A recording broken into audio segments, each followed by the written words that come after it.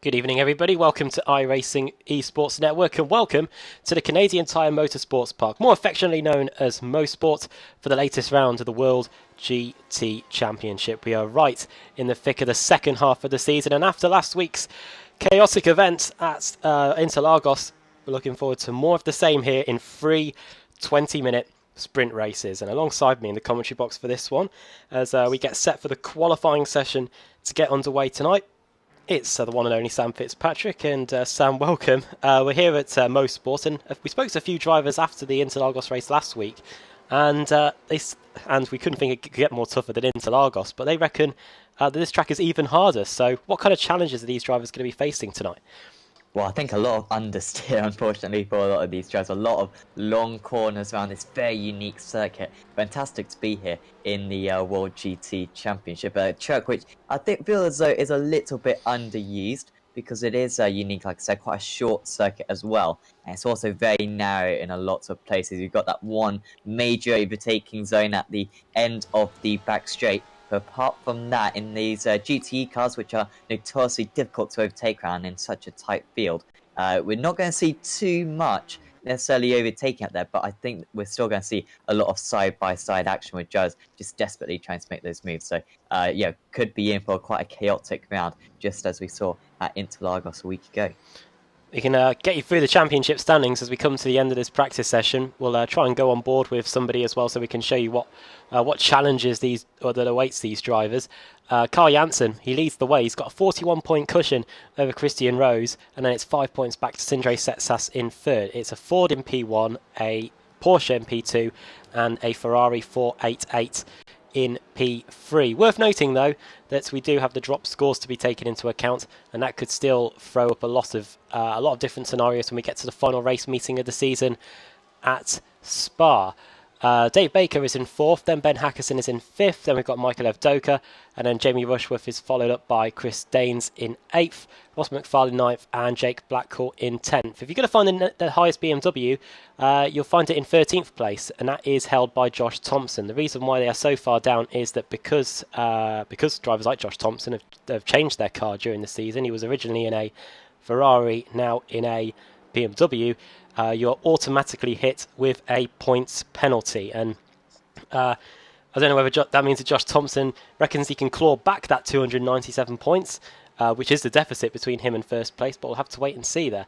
Over in the AM category, it is Michael Blake leading the way with Simon Underhill in second.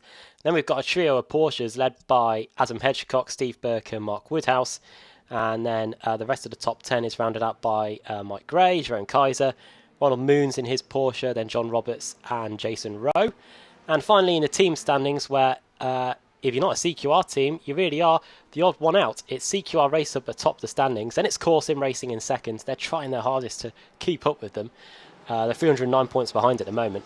Then it's CQR Sim Sports, then CQR GT Racing, and then in fifth place we finally have a non-CQR team, the Radicals Online Simortal crew, with Simortal in sixth, just the Simortal team itself being the highest of the AM team. So I think that brings you up to speed, as we have now advanced to the qualifying session and everybody is out on the circuit. So let's get rid of that. Let's get the timing tower and session state up, and let's find some drivers on the circuit as everybody is going onto the back straight now, and probably the main opportunity to get some slipstreaming. And even though the right-hander at the end of it, Sam, is quite quick, I reckon we could see a few drivers using the right-hand kink to get a move done going into the penultimate corner, the left-hander. Yeah, I think so, because yeah, it's not so easy to defend necessarily through such a fast corner. You can position your car on the inside, and whilst it is a long way round that outside, you can make it work for yourself, because you can see the drivers like to kind of not hit the apex necessarily on the first apex, and then taking the second curve and across through this part of the circuit. Just got to be super neat and tidy. One really good front end of the car, ever so difficult to get the setup right. So we ride on board with Sindre Setsas, and well, that Ferrari seems to be pretty dialed in, and he's got himself a nice little pocket of air as well. This turn two, guarantee we're going to see a lot of drivers go off into Narnia during this race, dipping their wheel onto the grass and kind of being sucked up to the barrier. Turn three, one keeper nice and tight exit. And then this section can be super difficult to decide where you break. A little bit of a lift off early on through that corner. But you can see how he keeps his foot pinned to the floor almost all the way through that corner. And then into the two right-handers, just slowing. And then, yeah, accelerating back onto the back straight. And you can see this traffic has really worked out well for Sinjay Setsas. It's going to be a good opportunity at a quick time. Expect the track just to hotter and hotter out there as we see the track get warmer with the cars running around, and also the time of day progressing. A little bit of oversteer perhaps through that couple of corners for Sinjay, clipping the curb on the inside, and then just approaching the line now. It wasn't a perfect lap, I'd say. Maybe a little bit cautious, not using all the space on the circuit, but it still puts him up in second position at the moment.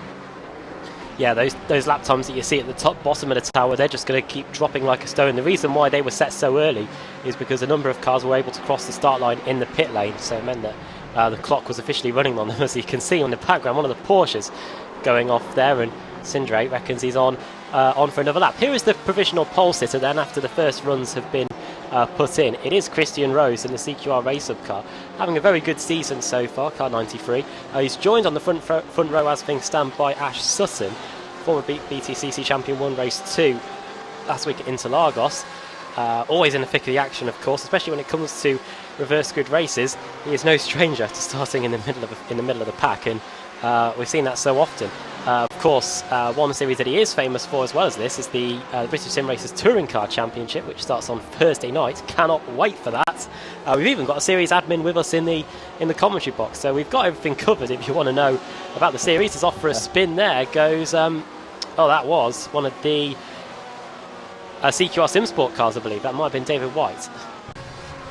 Yeah, and I must beg it to you, as a series admin, the season doesn't actually start this week. Oh, well. Unfortunately, we have the media day next week, and then the season proper will start. That was the main decisions I have made by the judgment of my disciples, per se. And so looking forward to that, though. Should be an awesome season and super competitive as always. Many of the drivers from this series, one of which will probably beat Ash Sutton, hopefully, in that BMW. He was so strong at Interlagos. You can see he's picked up a 1x there, so straight away gets back to the pits, put someone else off their racing line as well.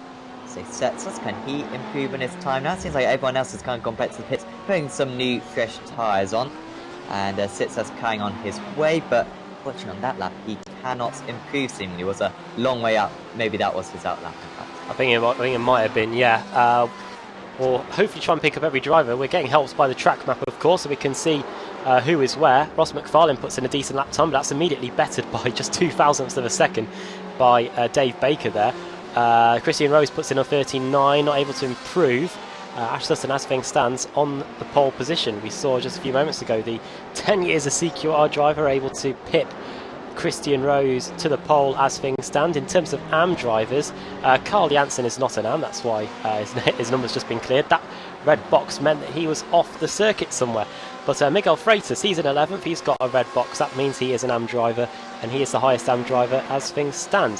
Having said that, it's disappeared. So he might not have been AM driver at all. In fact, it's now Jason Dilworth in the Nomad Green that is the highest AM. We got there eventually. Meanwhile, here comes Sinjay Setsas. Just 3 sectors here, so it gives us a more of an F1 qualifying feel here. And he's got a yellow box through the second sector, so it might not be an improvement on his personal best of a 12.1. Over the line he goes, and it is 12.257. I stand corrected. Christian Rose remains second, but Sinjay Setsas closes the gap a little bit. He's just under a tenth of a second away as somebody who goes off and crashes into the wall in the background. I think that might have been Carl Janssen, not too sure. Yeah, and undoubtedly the closest qualifying we've seen all season, partly due to this shorter circuit, only 1 minute 12 lap times, as you can probably see.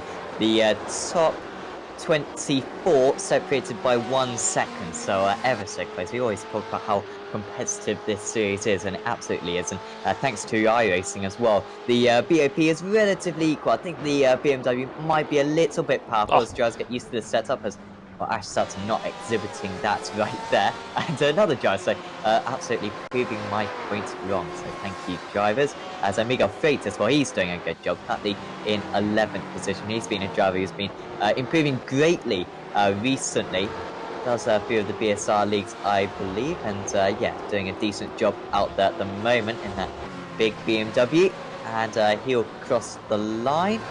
And yeah, he's still in 11th position, so in fact that's an invalidated time, and we'll go for an improvement. It might have been an outlap. Got to say though, do love that livery on that BMW.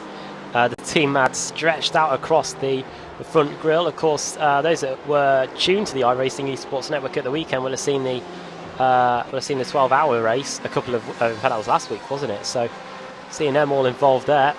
Of course, it was the actual Sebring 12 hours on Saturday night, and the night before that it was the Sebring 1,000 kilometres in the World Endurance Championship. So if you were at Sebring, treated to a feast of sports car racing as Michael Evdoka puts in a new personal best 4:20. There we go, makes an appearance all the time, and there it is. Michael Evdoka with a 1:12.420 in the 989 Ferrari TechSense Fitstyle Motorsport car. Doing a decent job as things stand. As it stands at the moment, we've got a BMW starting on the pole. Then it's Porsche, then another Porsche with Rushworth. Then we've got a Ferrari in Sindre Setsas. Then a Porsche in Dave Baker. Then we've got the first of the Fords, the Core Sim racing car that is driven by Carl Janssen, and he's got another Ford there. He's got Radicals Online Simmortals, Ben Hackerson as Ash Sutton comes into the final corner now. Can he improve on his benchmark time? Don't think he picks up an off track there, and it looks like it might be an improvement by 0.08 of a second. Ash Sutton goes into extends his pole time of a 1:12.104. Yeah, and I imagine he probably only gained maybe 100th or two around each of those corners, absolutely nailing it. And well, if you can get pole position in race 1, you're looking absolutely fantastic. It's a very short run down into turn 1. I'm sure Ash will really fancy his chances from that position, especially if his CQR teammate Christian Rose is behind him. And of course it is a CQR 1, 2, 3 currently, so it's looking very strong for those drivers. Of course, Josh Thompson hasn't set a time yet, and he hasn't even tried to set a time. Not even sure if he's in the session. So one of the championship contenders, undoubtedly. We're talking about earlier on how he lost himself 300 points due to changing to the BMW. He did put up a Facebook post saying he's trying to close the gap. And well, if he can't take part in qualifying today, then that's going to be a real hindrance for him. Hopefully, he'll join the session and get back on his way. Could be a good penalty. I'm not quite sure. I doubt it though. I don't remember him getting involved in anything last week. I do. Oh. Yeah, we had that crash, didn't we, between him and Sindre in race 2, didn't we? At Interlagos. Oh wow, what a lap time! Jake Blackhall up into pole position with a 12.071. We did focus on him about half a minute ago because he'd set a purple sector 3. That might have been an outlap, but nonetheless, he's blown everybody out the water as things stand with 5 minutes to go. And look at that little bit of a drift as well. It was the Aussie Grand Prix at the weekend, and yeah, he's done a fantastic job there. And to answer the question, as the iRacing Esports Network kindly has, that is Ash Sutton out of the British Touring Car Championship. Not too long before that series gets going again. What's he got in the bank though, Sam? Because we've got, what, 4.5 minutes to go, and he's now looking at a second position start. He's coming through the final corner now, he's completing his outlap, and let's see if he can chase down those 300ths of a second that he's got to get that BMW onto pole hit. Yeah, so much fun, these qualifying sessions. Absolutely fantastic to cover it on the iRacing Esports Network, because yeah, it really is a lot of tension built up in this. I'm sure Ash isn't going to miss a single apex. It's just about the sector times really, which really matter. Taking a slightly wider line than we saw Sindre Setsas take earlier on. It's a purple a green first sector, apologies. I'm not sure quite how that compares with Jake Blackhall. Just a little bit of oversteer and that's the lap gone. And I think he's going to have to regroup and go for another one, or bolt a new set of tyres on, which he still has time to do due to the short circuit. Yeah, he could probably get back out on circuit again with just over a minute to go and make it round and still be in with a chance. highest AM driver as things stand is this guy. It's Jason Dilworth. He's in 15th place. The BMW in the Nomad green car doing a decent job with the Union flag on the back. He's currently chasing around one of the Porsches as he goes into the final corner now. That's one of the boosters with Savage Gaming, I believe. With the AM stripe above the car.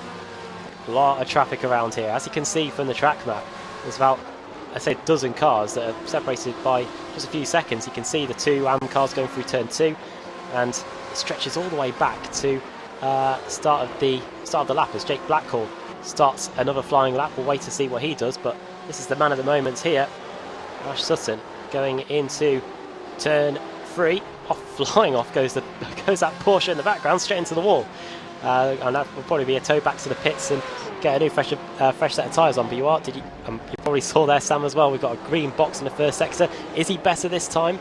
This time when we're not on board with him, maybe slightly wider the apex there, but it was a lot cleaner than the last time around.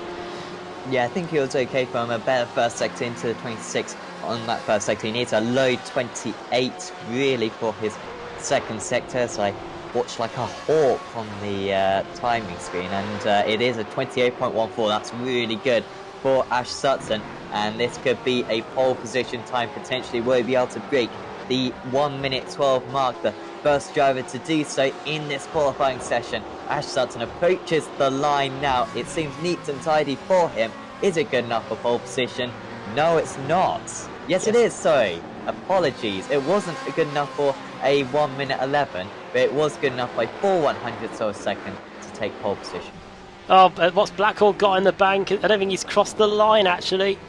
Will he be able to get back out in time, though? That is the question. He might just. He should, yeah. All right, let's have a look at what happened, because Blackhall, he was on a hot lap, I must say. Here we go, through the final corner. Oh, well, there's nothing you can do about that. There's cars flying everywhere going through that final corner. Let's see if we can find out who they were, just to find out. There's one car literally that's taken off, and there's a BMW. Oh, and that was a 10 years CQR car, and it wasn't Ash Sutton either. That by process of elimination, it was Michael Hall, wasn't it? So here is a replay of what happened. We're going to rewind it back here. Oh, well, he loses it. Off into the tyre barrier he goes. Oh, nothing for nowhere that Nomad car can go, and he gets connected by a teammate. There goes Blackhall, and everybody goes for a bit of a ride here. They do that just enough on this track, but that crash there didn't help matters. But no harm, no foul, as it were, because they're all back to the pits. They've all got the fresh tyres on, and they're going again with 20 seconds to go. It is going to be so close whether Jake Blackhall's going to make it to the line in time, Sam. Yeah, and usually you like to just cruise around this outlap so that you kind of reduce the pressures in the tyres, reduce the temperatures. Well, he's not going to make it, I think, unless he gets a little bit of an extra couple of seconds by the stewards. I don't know if he's crossed the line in time now or not. I can't remember if we get checkered flags or not next to the drivers' names. Here they have. Blackhall's on it, though. And until proven otherwise, we've got to assume that he's on a hot lap. So, he's off the circuit. I don't know if that's an off track or not, but we'll wait and see. There's definitely. There we go. There we go. Well, Ash Sutton, he definitely crossed the line before the checker flag came out, but I think he knows that Jake Blackhall is done. They are, of course, in the same team. Sutton driving for 10 years at CQR, Blackhall driving for CQR Tarkov. So I'm pretty sure he knew that his colleague was done. Stuart McFadden isn't, though, and he is coming into the final corner now, crossing the finish line. Let's see if he can improve from his 37th spot. He does. A couple of places, up to 34th. The 10 years of CQR Ferrari right in the mix there. Of course, we've got a reverse grid to look forward to as well. If you're new to this series on the iRacing Esports Network, welcome. And we're looking forward to it. And we've got the free 20-minute sprint races to come. And if you've not followed this series before, they go by just like that. They are that action-packed. 19th place car coming across the line there. That's Simon Underhill. And he has done a 112.716. And that leaves him in 19th place. And that is pretty much it. I think we might have one car limping around the circuit. No, it's just Rusty Laidler. He's sat in the pits. And Sam did allude to it. Look how close it is from first down to, well, we've got 24th there. about 8 tenths of a second covering the top 24. And if I scroll down a bit, if you go all the way back to Dion Phillips here in 28th place, you can see we've got a second covering the top 28. So pretty remarkable. And here we go then. Here is the starting grid for the first race of the day. Ash Sutton starts on the pole. Jake Blackhall just 46 thousandths of a second behind. I'm really intrigued to see how Blackhall gets on here. Of course, an Aussie driver, therefore, will have to race with a bit of caution against the European drivers just because of the way it is in terms of pings and the internet jargon. Christian Rowe starting in third, Jamie Rushworth in fourth. Sindre Setsas starting in fifth place, the Norwegian there. Sindre's at the wheel. Dave Baker in sixth, then Miguel Freitas, the Portuguese, starting in seventh. Carl Janssen in eighth, the Swede. Chris Danes in ninth, and Ben Hackerson rounding out the top 10. Just 3 tenths of a second separating first down to 10th. Michael Evdoka starting 11th. Jason Dilworth coming in with a late lap to get him into 12th place in a Nomad green car. Good job there by Jason. Then 13th place on Andy Scheel in a 007 car. Ross McFarlane 14th, then Ben Gregory 15th. Dan Kraft, the privateer, starting in 16th place, familiar to those that have watched the BSRTC. Ronald Moons, the Belgian, starting in 17th place with Matt Bunn in 18th. Then Simon Underhill 19th, and Mike Gray in the XVR Silver starting in 20th. 21st is Rusty Laidlin, the CQR Tarkov car. Then Michael Hall, who we saw going flying through the final corner, starting in 22nd. Danny McCauley, 23rd. Andrew Woodhouse, it's Mark Woodhouse. That's the first time I've actually ever done that, I think. Starting in 24th. Michael Blake, 25th. Then we've got the Welshman, Lee Deemer, in 26th. David White, 27th. And then Dion Phillips, 28th. 29th for Lars van Ryn. 30th for Jeroen Kaiser, the Dutchman. Steve Burke, 31st. Then Paul Gosling in 32nd. Boosted with Savage Gaming's Adam Hedgecock in 33rd. Then we've got Stuart McFadden in 34th, putting in a late lap time there, the Scot, in the 10 years of CQR car. Then Tom Jacobs in 35th. Paul Smith doing a stream as always. I saw the post today, Paul. He's starting in 36th. And then we go on further back. 37th, Tom Jacobs.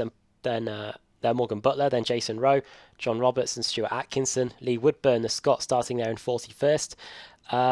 He came close on the rugby, Lee, but wasn't close enough, was it? Josh Thompson, the Manxman, starting in 42nd. Then Josh Rayfield, then Ben Palmer. And towards the back of the grid, we've got... and that is it. So Ben Palmer starting in 44th place. Josh Thompson has got going. He is at the very back. We'll shortly see him in a moment. But Sam, as for Josh Rayfield and Ben Palmer, it doesn't look like those two are going to be starting. And if they do, they're going to be starting from the pit lane. So that's the state of the play of the grid as we get going on the formation lap. Yeah, unfortunately, one of the shorter formation laps of the season. Just looking at the gaps, 41st to first, separated by 2.2 seconds. And of course, if anyone saw the F1 the other day, that's the difference between 18th and 19th. So shows how close the checkers. Apologies there. I must say, Williams Esports are very competitive, their team. And unfortunately, if that was replicated into real life, that would be a significant help. But I do appreciate they're doing everything they can to improve the performance of their car. And hopefully, we'll be back to better ways, point-scoring ways, by the end of the season. But yeah, these GTE cars all super competitive. And well, you got to say Sutton, it has got to be the big favourite for this one. He's got his teammates around him. At the same time, though, Blackhall's got arguably a better chance at the championship than Sutton. Rose, of course, really fighting for the championship in the top 3 still. And Rushworth and Setsas as well. So, if anything, it's Sutton, the one non-driver fighting for the championship.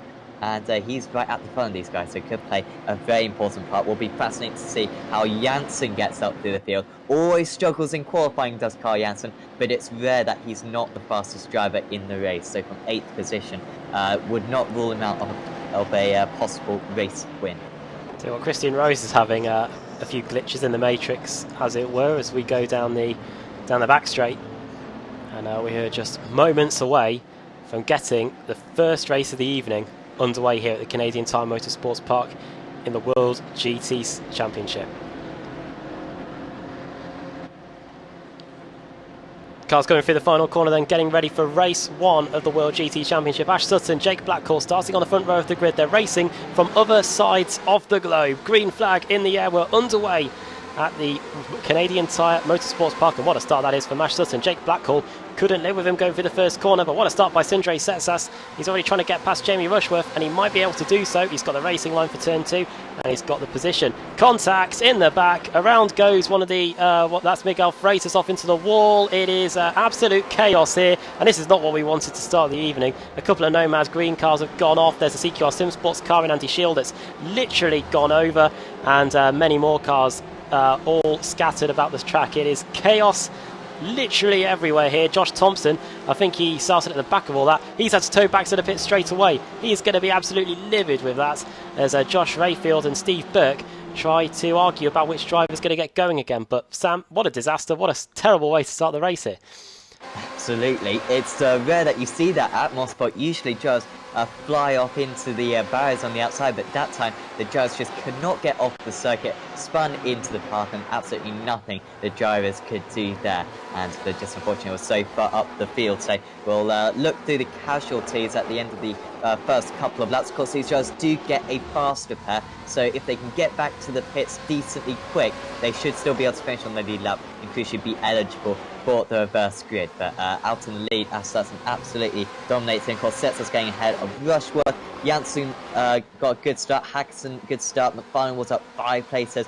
Bunn up 7. Deemer and Phillips up 12 and 13 respectively. It's a great start for those couple of drivers. Clearly just went straight through the middle of that carnage.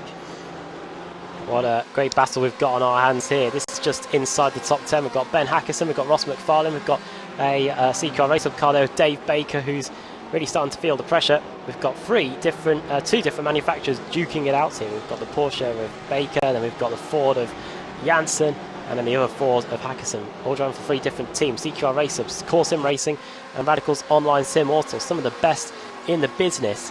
We'll have a look at a replay of what just happened going into turn 2 on the opening lap in a moment, but let's see what goes on in terms of this battle as we go into turn and to the penultimate corner.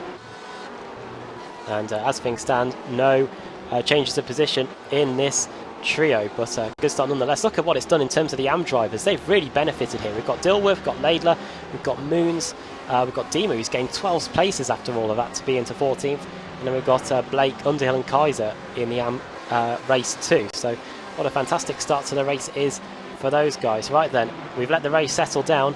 Let's see what unfolded to cause the absolute mess that we had down at turn 2. I'm going to find the driver that's probably started it all off, and we will go from there. Here it is. Started with Miguel Freitas. Let's go to the helicopter and see what unfolded. We can see the Nomad Sim Racing car in the centre of the shot going through the first corner. There's a Ford on his inside. There's a Porsche right behind him. Porsche goes into the back of him, and nothing could be done from there. Off goes one of the Porsches. You can see Andy Shields' bright blue BMW just going out of shot there, getting involved. I'm intrigued to see how Josh Thompson gets involved in all this. He's picking his way through and then gets clipped by one of the Savage with boosted with Savage gaming cars, and then by then it has all kicked off, and Josh Thompson immediately turned back to the pits. So that is a brief rundown of what happened going into turn 2 as we go back to Ash Sutton, who's established a 1.6 second gap over Jake Blackhall, with Christian Rose in 3rd, Setsas 4th, and Jamie Rushworth rounding up the top 5. Yeah, I want to say it was Hackerson, maybe just the Ford on the inside in those early stages, but I'm not 100% sure. As we see Rushworth really close to Setsas, not really too many places being made by the Core Sim Racing drivers. Usually they have quite a improvement from the qualifying to the race, but you can see Setsas, if anything, under more pressure from Rushworth than he is pressuring Rose currently, half a second between 3rd and 4th. And yeah, just a massive chain of cars really. Sutton now 2 seconds clear of the rest of the field. And yeah, from this position, you can see it's just ever so difficult to really get yourself into passing range. To Rushworth just not being able to close that gap to within about 0.3 of a second at the moment. Great view. You could see how difficult it was going through the double right-hand apexes at the back of the circuit, and you can also see how difficult it is just through this part as Rushworth vaults the curbs going through the penultimate corner. Doesn't do it too much with the final turn, and it looks like one of the cars just getting out of the way there. That's the car getting lapped That is one of the small time racing cars, and I believe it was Paul Smith. So Paul Smith getting laps in the early going. Hopefully he can still get some points. It says he's crashed on the timing screen, but I think that's just because he's letting everybody through. He's fallen to such a slow speed that the system has registered him as having crashed, but he hasn't. He's just a lap down. Good battle here. This is Dion Phillips versus Ronald Moons. We're looking here from the helicopter at it. This is a pro driver in Phillips trying to get past an AM driver in Ronald Moons, and it is a Ferrari versus Porsche. Car off, it's Laidler. Wow, second position, I believe, in the AM drivers. He'll be able to get back going, thankfully, as long as he doesn't stall it. These drivers are allowed clutch assist, though, I believe, and yeah, just about does get back on his way, but he'll be kicking himself for that one, Rusty. Let's see what unfolded then. He's coming through turn 2 here. He's coming towards turn 3, which can sometimes catch you out. So remember, a Mazda MX-5 with Van Smith going absolutely flat out into them, going off into the wall.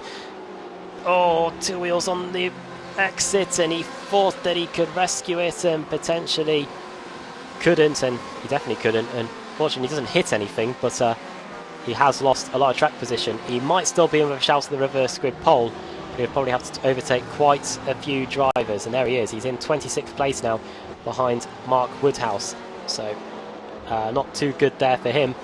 Back here at a battle which has literally got every single car in the field. We've got the Ford, we've got the Porsche, we've got the Ferrari at the back there. All we need, Sam, is the BMW. But most of them look like they've been taken out in the early going as we get them up here. We've only got 3 BMWs in the top 20. Yeah, so real surprised seeing that. They're being so competitive as well. Goes Rushworth. Oh. And, well, he seemed to lose it initially. Spun onto the grass and almost lost it on the grass as well. Now, we'll be able to keep behind Matt Bunn and Jason Dilworth. They are teammates here. Might just be worth Bunn lifting off. There's no point in these two fighting, but no. Rushworth is going to go past, and, well, to be fair, Bunn's going to go past Rushworth, to be fair. He's going to struggle to catch up to that big pack. I don't know whether they're trying to lay each other past or not, but all over the place there's Rushworth, overheating those rear tyres. The track isn't too warm, but after a couple of slides that he had, and through these long corners, really is, taking the stress out of those tyres, and seemingly recouping himself now. No, he really was struggling to put the power down there, Jamie Rushworth. Jerome Kaiser has gone off the circuit somewhere. I think he's back on it again. He is in 27th place. There he is. He's got a pretty clean Ferrari, it must be said. He's gained 3 places since the start. I just wonder if he may have been involved in some of the mess down at turn 2, but managed to avoid it all without picking up any damage, because we'd expected him to have gained potentially a few more places than that. But nonetheless, the Dutchman is in 27th place now, and he's got a very heavily damaged rear end of a Porsche behind there in Morgan Butler. Jamie Rushworth might be dropping down the order again, and he has. He's gone off, and there's a Sim Orsal car that's not having too much fun either. It's not that one. It's Moons. Oh my! Ooh. Now we're 3 wide down the back straight at Motorsports. This might not go well. There's a Ford in the middle, and it gets pretty narrow here. Saw a few crashes in the VSRTC, and sensibly Ronald Moons gets out of it, and that could have been pretty horrific if we went into that corner 3 wide. Don't want to think about what could have happened there, but Jamie Rushworth going off yet again. Let's see what happened on the replay. This is where he went off earlier, which resulted in him losing that place to Matt Bunn in the car that's just in front. And Sammy's going to go through the tricky double right-hander, and it looks like he'll come back to haunt him again. Yeah, unfortunately I can't see this one. Oh, so I could have to talk through this. Yeah, he went off going through the first part of the right-hander and had to get back on the track again. And meanwhile, in the background, you can see the Sim Orsal car of Moons. He just loses it going in. So that is it regarding that one. Back to this battle, though. This is Ben Hackerson. This is the Baker Hackerson Janssen battle that we were looking at earlier. But now Ross McFarlane has joined the action here in the Ferrari, trying to get down around the outside. Welcome to Hibby Red, that is watching the broadcast. As one of the cars gets lapped there. That was Paul Gosling in the pink Ferrari.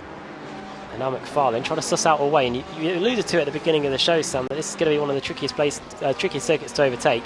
Everybody's pretty close to each other. It's just they've got to find the cutting edge to get by. And there isn't many slow speed corners where you can do a lunge at the inside, similar like we had at Interlagos. You've really got to plan your move out almost a lap in advance, and maybe try and get a move going out of the slow right-hander at the back of the circuit, and try and slingshot your way by.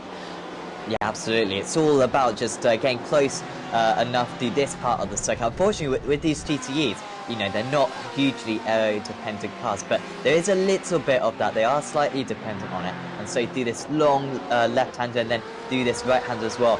Really difficult to stay close to your rival, and down the straight as well, there's not much of a slipstream. You can see Ash Sutton almost celebrating already. He's got a 1.8 second lead, so if anything, it's actually come down ever so slightly, but Sutton seemingly easing his way to yet another race victory. This is how he's just lost a little bit of time on this lap, seemingly, and hopefully it's not a hardware failure. Hopefully it's just a driver mistake. Has he outbraked himself slightly here? Yes, he has, like we saw him do in qualifying, but if anything, helps turn the car around, doesn't lose too much time. Yeah, you could have done with that extra bit of circuit being tarmacs or something. That is how that was what happened to Ash Sutton. The gap is now about 1.6 seconds between him and Blackhall. I say it is 1.6 seconds. As here is Jamie Rushworth, a man that's trying to get some positions back here. He's first of all got to try and get past Dion Phillips in the Ferrari, the blue and white Ferrari that we've come to know over the years in different guises, but it's still the colours still remain the same in the Excite Audio SRD car. Jamie Rushworth, former BSRTC champion, is eager to get some points back here. Rushworth going into this race is 7th in the championship. He's 220 points behind the leader Janssen, but he's only 14 behind Michael Evdoka in 6th, and he can sniff the opportunity to maybe get some points that could get him ahead in the championship. But for now, the gap remains about half a second between these two as they go down the back straight again. Yeah, Dockel was one of the instant part 2s, I believe, right at the front of that mayhem going through turn 2. Of course, you have a bad race 1, it can really ruin the rest of your day, because you won't get in the reverse grid for race 2, which will mean you'll be starting way down the order. Your only chance is maybe finishing in the top 20 in race 2 and just hoping you get a large reverse grid. Then you might have a good chance in race 3. But this race 1 ever so important for these drivers, and you can already see a lot of the front runners having issues. And you can see Rushworth just exhibiting our point how difficult it is to overtake around the circuit. Just not getting close to Phillips right now. You've got to be fully alongside by the end of the back straight if you're going to have a chance at the move. And, well, you just cannot stay close enough to this part of the circuit to really have a launch. And if anything, on this lap, dropping back a little bit. And, yeah, this is kind of the closest pass, the most imminent overtake perhaps. Unless Miguel Freitas, who kind of started all those issues earlier on, you know, not his fault admittedly, but was very lucky to get away unscathed, and he's trying to get past Tom Jacobs for Team Lizard. Here we go, on the back straight then, let's see what Freitas can do. The BMW is the new car on the block in the iRacing world. See if we can get the better of the Porsche here as we go down the straight. Trying to close in, isn't he? The gap lingers around 0.2 of a second. It may just drop below that. No, it doesn't. And Miguel Freitas can't do anything about that. One thing that we are going to be intrigued to see, though, is whether this is going to be the case in race 2 and race 3, because obviously we will switch the grid around when we do the draw, and it would mean that the quicker cars, no disrespect, are going to be starting towards the back of the field, and the quicker cars are going to be starting, and the slower cars are going to be starting towards the front, and then we'll see who has got the ultimate pace. And it is about how you can manage those reverse grids that can really define your season. As off goes Daniel McCauley. The CQR Sim Sports car has gone for a trip through the turn 2 grass where many drivers have been in so far today. He was chasing down one of these Sim Orsal cars, may have been Michael Blake, but we'll wait and see what happens here. Is he just going to dip a wheel onto the outside? Oh, well, and he almost gets collected by a Ford. Great job, I must say. He jammed on the brakes, because if he tried to carry on, it would either have gone into the wall on the inside or it would have spat him back out and he would have gone flying into the tyre barrier on the outside. So making the most of a poor situation there, Daniel McCauley. And he gets back on his way again, having only lost 2 or 3 places at most. Yeah, he'll just be hoping for a big reverse grid as we see these two almost going side by side. Just a bit too much sideways there for Jamie Rushworth after a small mistake from Dion Phillips, but clearly Rushworth got very close this time through those final few corners. This is, well, so we've got 5 more minutes to go in this race. So yeah, still a few more laps to go. Is anyone getting close to these guys? Is Dima going to be able to catch these guys by the end of the race? He's not quite going fast enough, unfortunately. So it is just about who can finish ahead. Of course, it's no point, you know, risking a DNF potentially, because these two are in a decent position still at the moment. Also got a really tight battle amongst Janssen, Baker, and Hackson, and McFarlane as well. These 4 still right in a train. Yeah, just struggling to make any impression. Now, something's happened to Jake Blackhall, because he was in 2nd place. Now he's down in 4th. Let's see if this explains anything behind that. He's going through the final corner. I don't think this is going to be it. This is almost a precursor to it. He's going to go wide coming through the final corner. That was okay. This might be the telling moment. He's coming up to the double right-hander. It's a place where we've seen even the best, like Ash Sutton, going off earlier. Christian Rose is still blinking in and out as we go down the hill.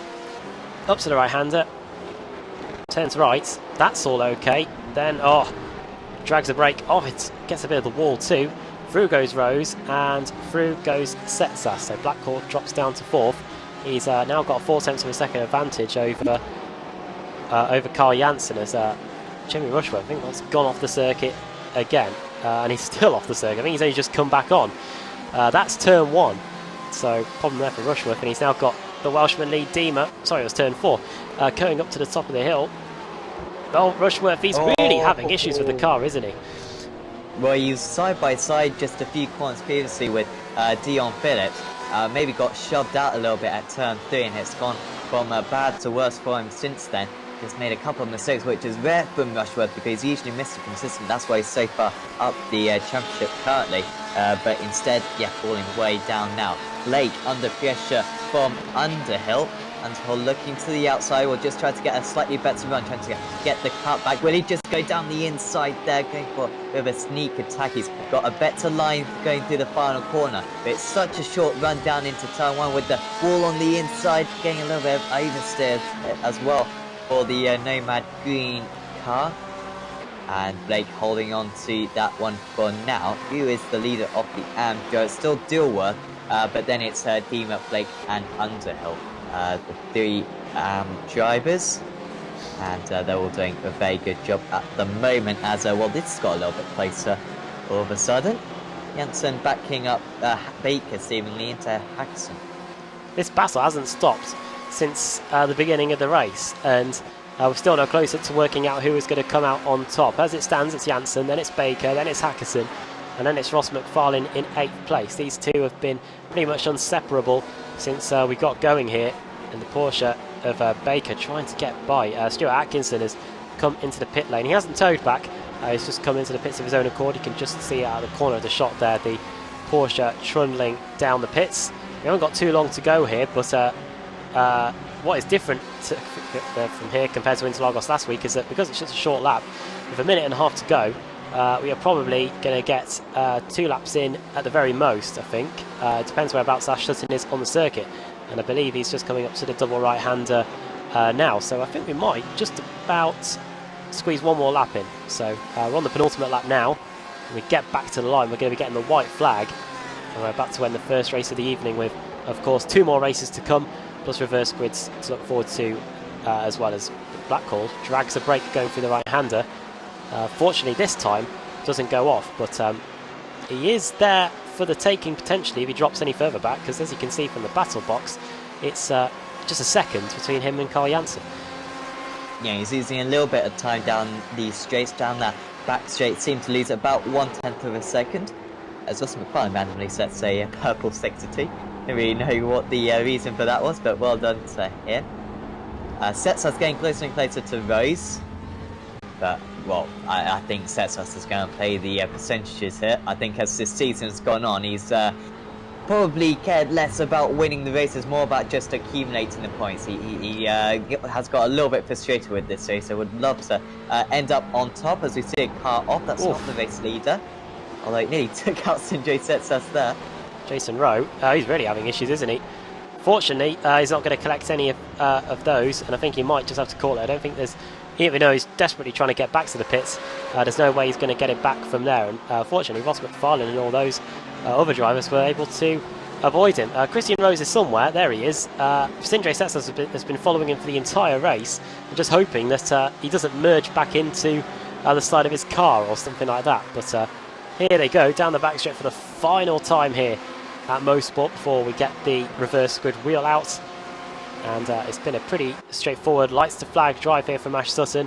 While the chaos was unfolding behind, he never stopped looking forward, and he's going to replicate what he did at Interlagos last week, and that is get a win. Checker flag is out. Ash Sutton wins the opening race of the day in the World GT Championship at the Canadian Tire Motorsports Park. The former British Touring Car Champion gets it done here. Christian Rose second, Sindre Setsas rounds out the podium. Jason Dilworth is going to come home and take a very credible 9th place. He flashes the lights in jubilation there. He is the top AM driver in this race. Matt Bunn, CQR GT, comes home in P10. Dion Phillips had to put up some pressure from Jamie Rushworth. Meanwhile, it's a drag race to the line between Michael Blake and Lee Diemer. Just a couple of attempts in it. Meanwhile, Jamie Rushworth just 500ths of a second behind Simon Underhill at the finish line. Meanwhile, John Roberts and Rusty Laidler pretty close, just half a second between these two. Laidler was off earlier. He's going to take 22nd with Roberts finishing in 23rd. And after that, Sam, we haven't really got too many cars left out on the circuit. Just Danes, Hall, Kraft and White are the last cars on the lead lap. Yeah, there are so many casualties through those first few corners, and with it being such a short circuit, just pitting forward pairs put a lot of drivers a lap down. I believe, I've been doing these World GT and World F leads for quite a while. I believe you have to finish on the lead lap in order to be eligible for the reverse grid. It's not a case of being within 2 laps like we see in the BSR leagues. You have to be on the lead lap, so that will whittle down quite a few drivers. But it should still be somewhere between about 12 and 20 drivers will get reverse, and it should. After the overtaking struggles we saw in that race one, provide a very entertaining race. But of course, first we need to go through the race results. Indeed we do. Let's get them up then. To round out the opening race of the day, Ash Sutton wins. Look at that, 5 seconds. You won't really see too many gaps bigger than that in the free 20-minute sprint race format that we do have in the World GT Championship. If you're new, occasionally we do have a 2-hour enduro. I think we might even have one coming up in a couple of weeks. In fact, it's next week, 2-hour enduro at Daytona. So if you're a fan of the enduro races, look out for that. Christian Rose finishing in second to make it CQR 1-2. Then Sindre Setsas finishing in third. He followed Christian Rose pretty much all the way from the start. Jake Blackhall, he'll be disappointed to finish in fourth considering the pace he showed early on and in qualifying. Carl Janssen finishing in fifth, and Dave Baker, car 6, in his customary 6th place. Just 3 tenths ahead of Ben Hackerson though in P7, and Ross McFarlane 8th. Jason Dilworth, we were just applauding how well he's done. He finished in 9th, and then Matt Bunn rounding up the top 10. Dion Phillips in 11th, Michael Blake 12th, 13th place for Lee Diemer, 14th Simon Underhill, 15th Jamie Rushworth, then 16th for Ronald Moons, and we've got Miguel Freitas, Tom Jacobs finishing in 18th place, then Danny McCauley and Paul Gosling in 20th. Well done to all these guys for staying on the lead lap, by the way, after the mess that unfolded at turn 2. Mark Woodhouse 21st, then Rusty Laidler 22nd, John Roberts 23rd, then Chris Danes in P24. 25th place for Michael Hall, then we've got Dan Kraft, David White, and then the cars 1 lap down or more. Adam Hedgecock, Ben Gregory, Michael Evdoka, Lee Woodburn, Paul Smith. I bet that first lap crash would have been interesting from his stream. Andy Shield was right in the thick of it. Nothing he could do in the CQR Sim Sports car. Jason Rowe, then Lars Van Ryn, Sharon Kaiser having issues. We saw him earlier. Stuart Atkinson, Morgan Butler, Stu McFadden. Didn't really have much time to get going, really. He was done, parks up early on. Josh Rayfield and the cars that once they'd crashed didn't re-emerge. Steve Burke, Josh Thompson, you got a feel for him. He's going to be starting at the back of the grid for this, for race 2 anyway, if he makes it there. Mike Gray, 43rd, and Ben Palmer bringing up the rear in 44th place. Having said that, I don't even know whether he actually started the race or not. So that is how the runners and riders finished in this opening race of the day in the World GT Championship at Motorsports. Right then, it is time to get the reverse grid wheel out. Looking forward to it. And let's see who's going to get on the pole for race 2. Who's feeling lucky? I think in race 1 and race 2 last week, it was the same number. Let's see if we can get something different this time. I think it was 18 twice. And on both occasions, Sam, we pretty much got the similar drivers back up in the top 3 by the end of the race. Yeah, I don't think that's going to be the case later today. I think the field is really evenly matched, and I think those drivers maybe kind of finishing between about 10th and 15th going to be really close to are going to be able to fight those drivers behind them and keep those high positions. Here we go then. The reverse group wheel is up, and we're going to spin it and find out who's going to be on the pole for race 2 here at Canadian Tire Motorsports Park.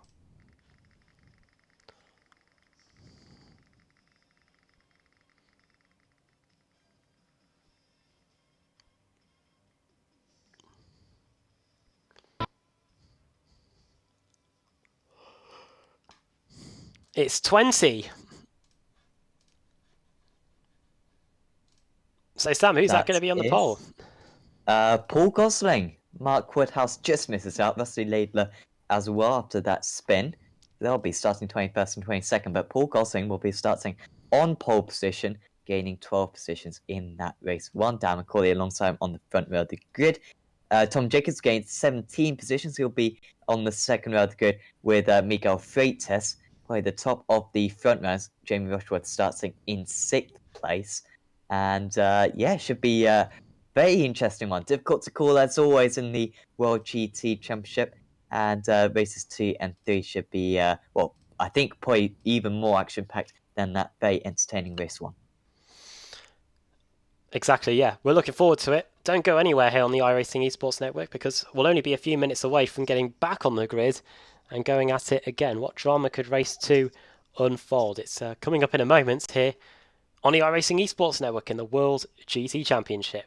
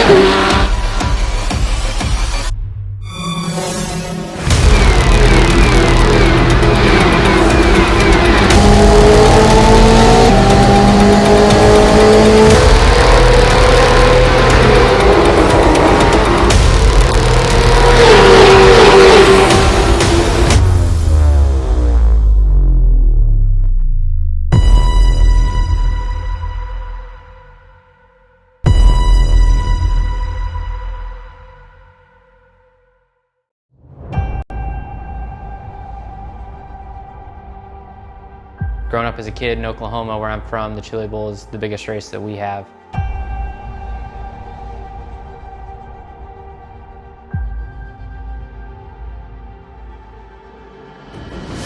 The Chili Bowl has kind of been my favorite race of the year.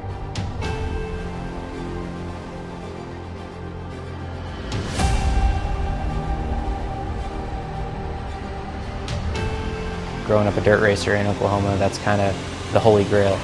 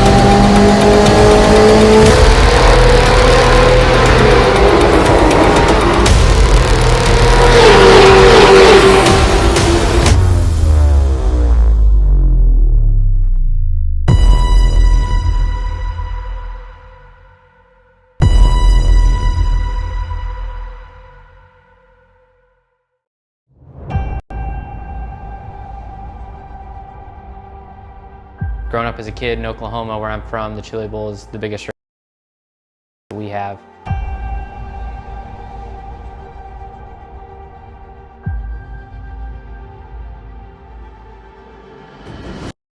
The Chili Bowl is kind of my favorite race of the year.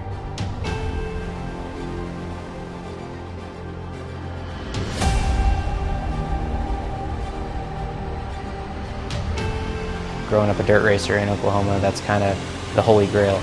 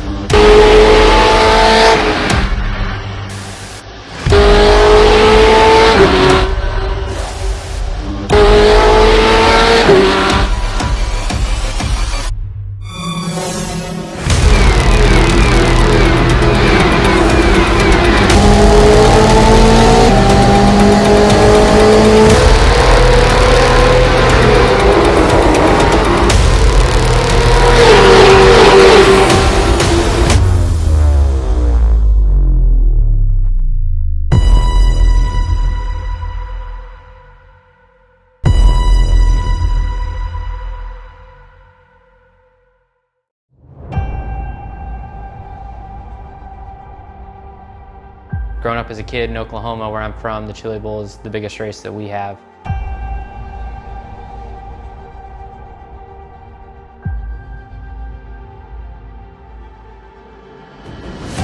The Chili Bowl has kind of been my favorite race of the year.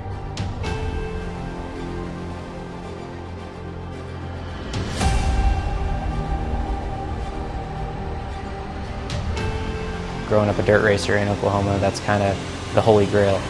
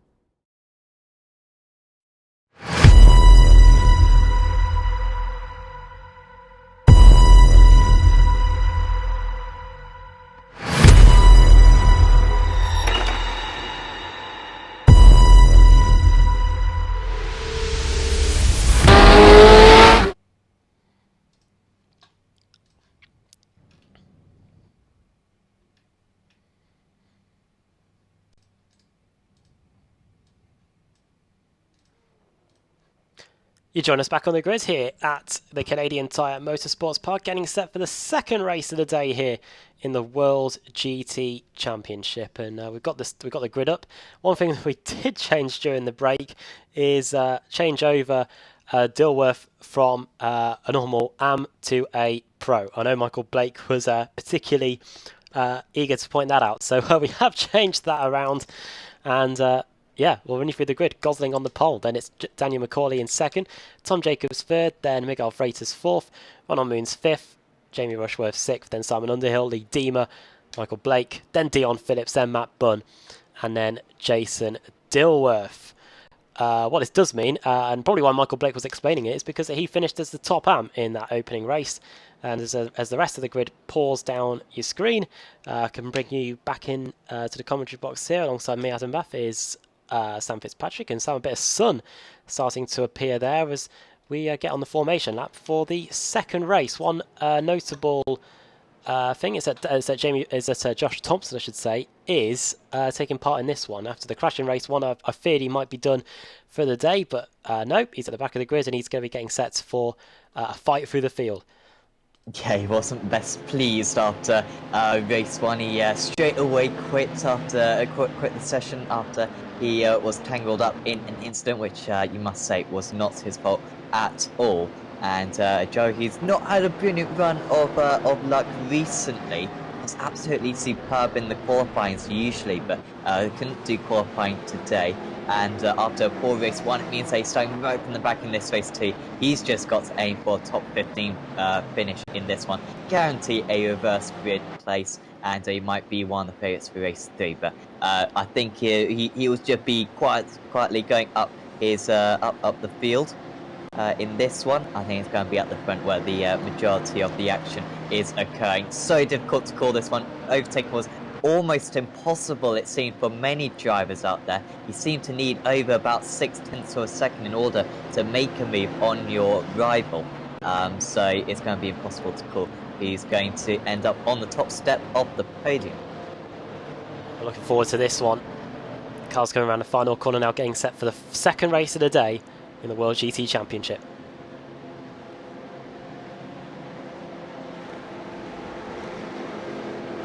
Safety car comes into the pit lane now, getting set for race 2 of the day in the World GT Championship at the Canadian Tire Motorsports Park. Through the final corner they go. Paul Gosling brings us through to the green flag, and we're underway here at Motorsport for race 2.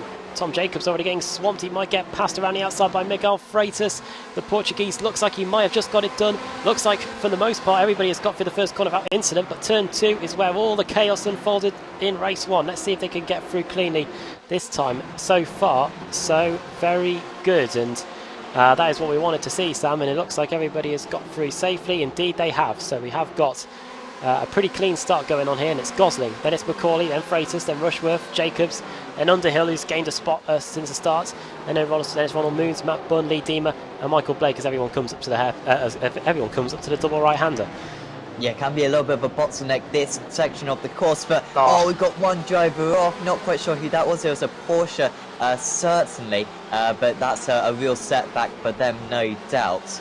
But apart from that, doesn't seem to be too many issues. It's Lee Deemer, in fact, one of the front runners of the AM category in race 1, and he may well need to pick up a faster pair if he's going to get back on the circuit. It's absolutely crazy going through this part of the circuit. This is the battles for about 10th position. Ross McLaren-Cutley in 10th position himself, and you can just see it's 2x2, even 3th round goes Dion Phillips there in his Ferrari. And he's been shuffled down the order, about 10 positions lost there just with a small tap, and he's going to make more contact potentially around the outside. He goes through turn 1, he'll have the inside for the second part. I think that's Mark Woodhouse he's currently fighting with, and he will just hold that position for the Excite Audi SRD driver.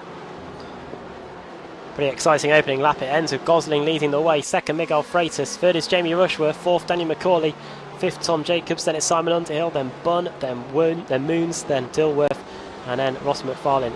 I hear spinning, but who is it? I hear tyres squealing anyway. I thought we were going to see somebody off there, but might have been I thought it was Simon Underhill, but it wasn't. But nonetheless, he's getting passed by Matt Bunn here, and it looks like the CQR GT car is now up into 6th position, one of the biggest movers since the start of the race inside the top 20. You can see that Chris Daines has gained 9 spots, and 6th place is gained for Ash Sutton, the race 1 winner. He is a man on the mission as always, and he is up to 14th place. What you can't see though, Sam, is that Jerome Kaiser has gained 12 spots. He's up to 24th. Josh, really close between the top drivers. Sorry. Oh yeah. Freitas just going into the lead. He's round the outside, going into turn 2. Can he make this one? This would be an awesome move for Freitas, but Gosling just about on the inside. Can he cover him off now going into turn 3? Or will Freitas keep his nose in there? Yes, he will, and yes, he will take the race lead. Almost contact just behind with Rushworth trying to get through as well. This might be the ideal line for Rushworth, but he needs to carry lots of speed around the outside here to get the inside for the 2 right-handers, and that's what he does very easily. And all of a sudden Paul Gosling really dropping down the field. He's now got Macaulay and Bunn right on his tail, along with pretty much the rest of the field. There's some contact there. I don't know if somebody was running into the back of Gosling. It might have been Daniel Macaulay, but here they come up the back straight. Paul Gosling has got quite a train starting to form behind him. CQR Sim Sports car here getting driven by Daniel Macaulay. He doesn't want to see those 2 disappearing into the distance, and very much we've got a mouthful of exhaust there. And now going into the penultimate corner, Gosling hits him. That's a bump and run, surely. And he's not able to take advantage of it, actually, as they come out of the final corner. Gosling got sent wide by that little shove there by Macaulay.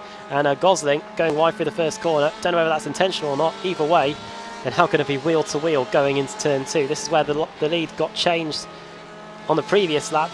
And now it's Gosling trying to defend that final spot on the podium from Daniel Macaulay here. It's great to see one of the Pro-Am drivers up in third, up the inside. This is off goes Jamie Rushworth. He still hasn't learned from race 1. It looks like he was off loads in race 1.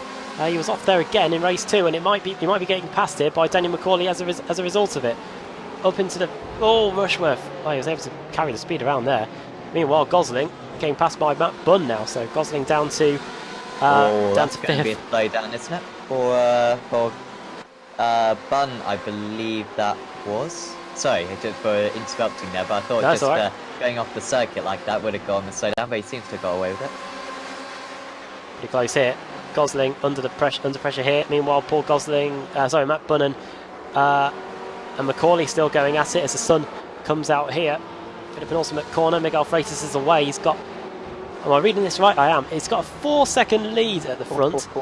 Ash Sutton had a 5-second advantage by the end of race 1 as we got 2x2 stuff going pretty much everywhere through the field. This is the racing we were promising when we mentioned the reverse grid. We've got Gosling in the mix here. We've got Dilworth, of course, a pro driver. Made sure we've got that right.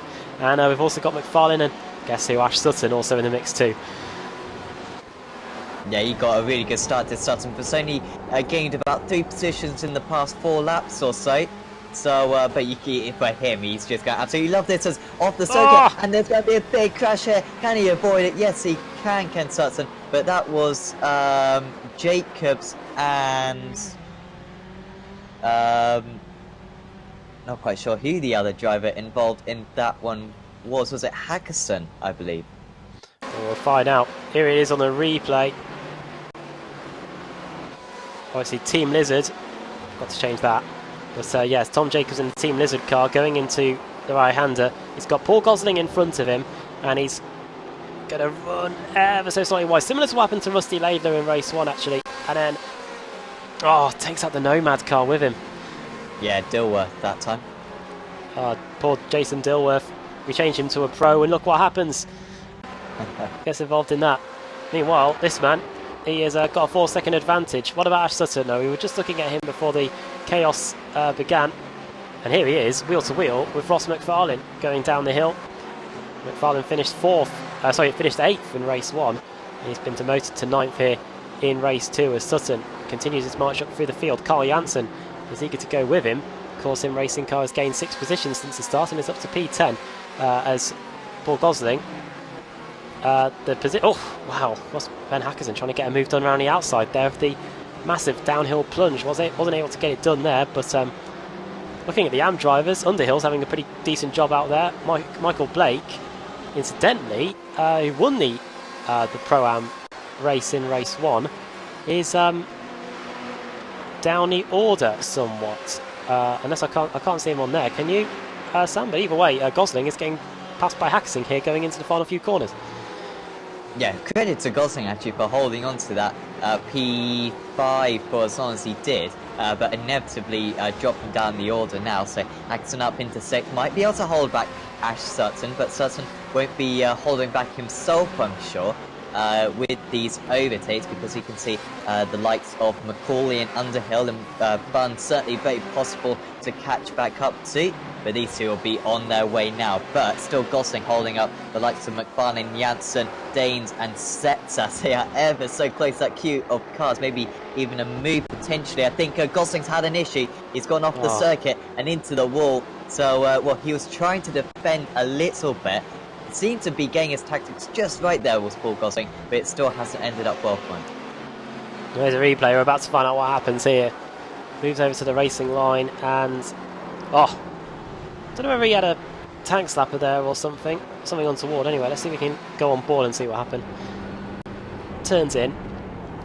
Left rear snap, didn't it? And into the wall. Fortunately, the tyre barrier doesn't do that much damage, but nonetheless, he has dropped down the order somewhat now, down to 26th place. Just a bit of damage to the front left, as you can see. And now he's getting passed by Andy Shield, who is trying to get some positions back here. He's gained 7 places since the start. He's lost the front splitter completely on his car. As Ash Sutton has got past Ben Hackerson and up into P6. The gap between him and the front is 7.9 seconds with over half the race to go. He may as well set a benchmark. We'll see if Sutton can get by. As off the track goes Matt Bunn in the CQR GT car. He's gone off at turn 2. He wasn't the first driver, probably won't be the last to have done that. And let's see what happened to the CQR GT car that was running well until that took place. I think he might have been in about 2nd or 3rd spot. Yeah, was in 3rd position. As yeah, just going into turn 2 this time. Bunn, is he going to go for the conventional one wheel onto the grass? He was trying to avoid it, went in too deep, and well, he did well to avoid those stacks of tyres there. And Bunn actually getting away with not too much damage there. Good news, of course, for Sutton, Macaulay and Hackerson there, a 3 position gained, and with the difficulty of overtaking there, you do not want to overtake any more drivers than you have to. Good to see Bunn trying to respond now, getting back onto the back of Macaulay and Hackerson. So Sutton now ahead of Macaulay. So up into the top 4 now. Is this going to be another purple lap time? He set a purple lap time last time. No, it's 4/100 slower than the fastest lap of the race. He's not going to catch up to Miguel Freitas. Dare I say that 2nd place is very possible for him. Setsas, who's had a little bit of a iffy few laps, I think, getting stuck behind Chris Danes. Well, Danes trying to get the move done on him right now. Setsas trying to force him off the circuit, but he's going to have to go all the way around the outside, and this could be job done potentially for Chris Danes, and yes it is. So really surprising to see that. Setsas 3rd in the championship, being overtaken by Chris Danes.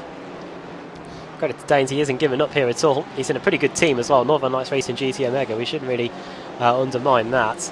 Northern Lights Racing GT Omega doing so well in the BSRTC. Have done well here in the past with the likes of Nicole Foggy and co.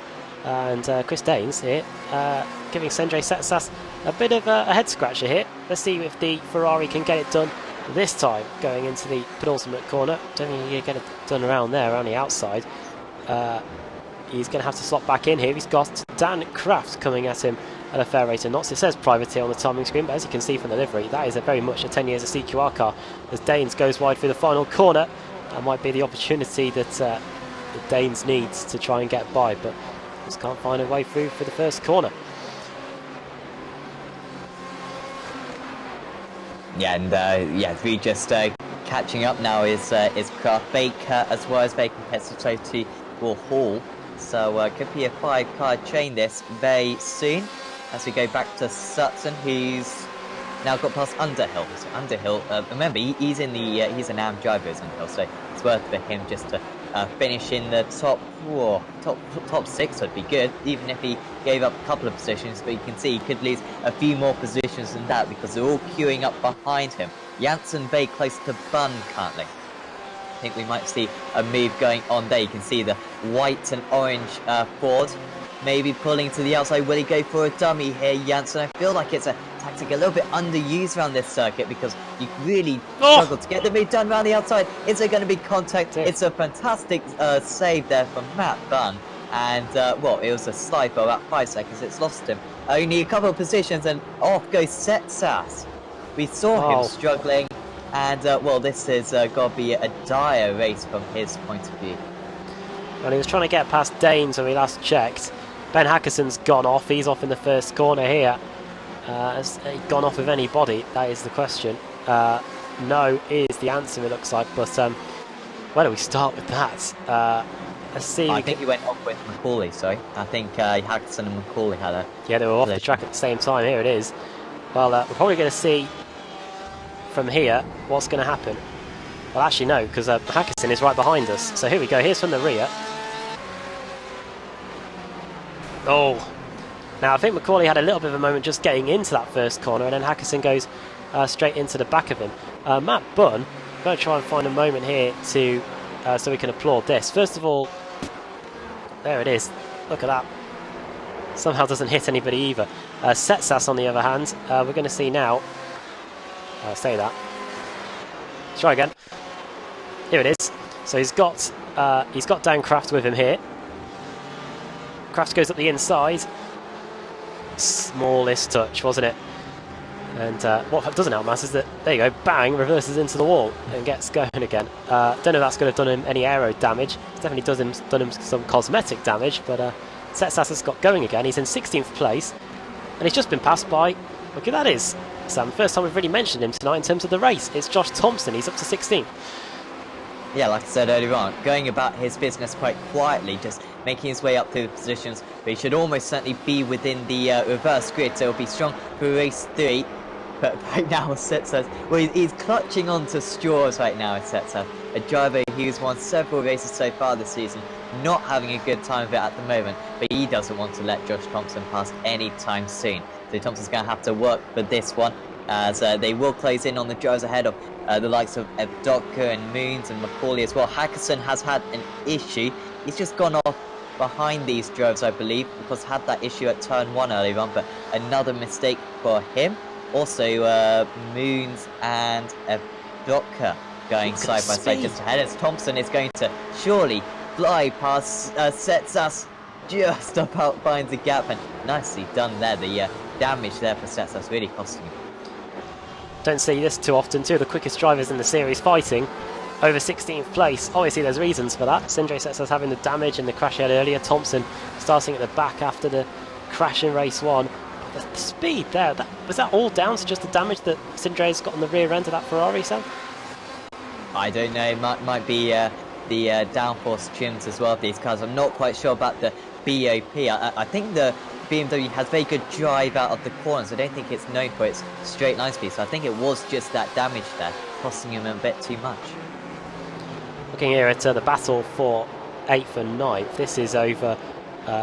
This is between Chris Daines, Dan Craft and Dave Baker here. And just a little bit further up the road, we've got Matt Bunn. And even closer is Simon Underhill versus Carl Janssen. It's two Fords going at it here down the back straight. And something we haven't really seen too much of. But the Nomad Green car and the Corsim Racing car, both having a good battle here. Carl Janssen driving for Corsim Racing, a team that is eager to try and close the gap to CQR. But when you're fighting with so many CQR cars in different teams, like CQR Tarkov, 10 years of CQR, CQR Race Sub, CQR GT, CQR Sim Sports, the list goes on. It's incredibly difficult to close that gap down, but Corsim Racing are trying everything they can. So too are Radicals, of course, with Ben Hackerson and the like. But here as things stand, Underhill and Janssen is in a bit of a stalemate as Josh Thompson and Sindre Setsas. Well, that battle still is continuing to rage on, with Ronald Moons fancying his chances of getting involved too in the Sim All Cup. So yeah, they've already caught and passed Moons there, so that was very quick. You can see the likes of Evdotka fighting with Laidler and Macaulay as well. Great to Setsas, he seems to have regrouped himself and try to respond against Thompson, but I doubt he's going to have the straight line speed really to forge an attack. As it's going to turn into a 6-car battle once again. The amount of trains we've had so far today has been absolutely superb. So I think we might just have to go back up to Janssen and Underhill, because those two were very close to one another. In fact, it's kind of sorting itself out now. Underhill just about okay. Through the final corner they go on to lap 15. Going to be many more for these drivers. The top 3 positions seem pretty much set. But Janssen, I'm sure, will be keen to just claim those extra few points. Of course, one of the front runners in the championship, and with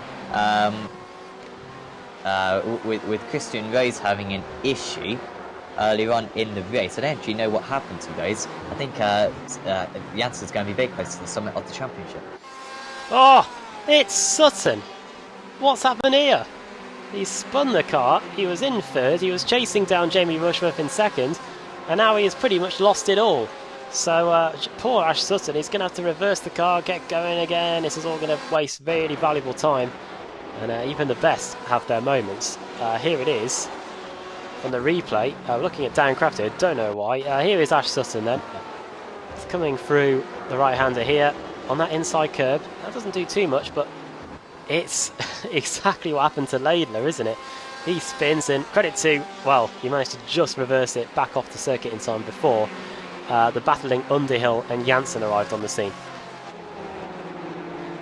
Yeah, he'll be... that's such a shocking mistake, must say. Has Jamie Rushworth gone off too? Sorry, Sam. Because look, we've got a battle for 2nd all of a sudden. Yeah.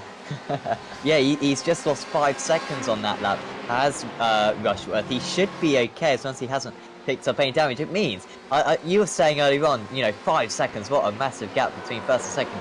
Miguel Freitas, you know, should really be winning this championship. 10 seconds clear currently of the entire rest of the field in just a 19-minute race as up to this point. What absolute domination from him. But yeah, this is getting interesting. Janssen will be kicking himself because if he'd got past Underhill a couple of laps earlier, maybe he would have been able to get past Jamie Rushworth as it stands. But now he is trying to come back at his rival, trying to claim a podium from this one. Janssen goes to the outside. So far this tactic hasn't worked for him, but this time he's a little bit more alongside, and maybe with the turbulent air just of the driver ahead is going to compromise the Nomad Green car, but it's just such a long way round the outside there. Now he needs to absolutely nail this cutback. Can he get floor on the throttle? Oh. Just about defensive there from Underhill as they go on to the final lap now. All the way around the outside, Janssen. This would be an awesome move if he can pull it off. I think he is going to be able to, because the inside for turn 2 should be his advantage. And finally, Carl Janssen moves up into the top 3. What a move. That was started pretty much on the exit at the right hand at the back of the circuit. Chris Daines has gone off on the final lap of the race.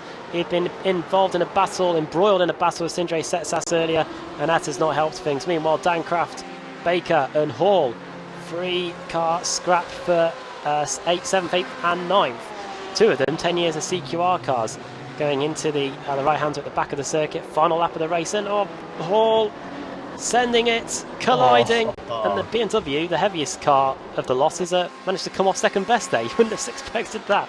But meanwhile, while this battle goes on between Janssen and between Underhill and McFarlane, Miguel Freitas is going to come through the final corner and take the victory here. Team Mad back on top here in the World GT Series. Jamie Rushworth is going to just about hold on to his second place. He somehow managed to lose 5 seconds towards the end. It's going to be Janssen, it's going to be Underhill, drag race to the line, and it's going to be Underhill that pips McFarlane to that 4th place. Highest AM driver in that one was Underhill too. Josh Thompson, he's gained 31 places. I think he might have gained about 4 in the final lap. Over the line he comes and gets P10 after starting in 41st place.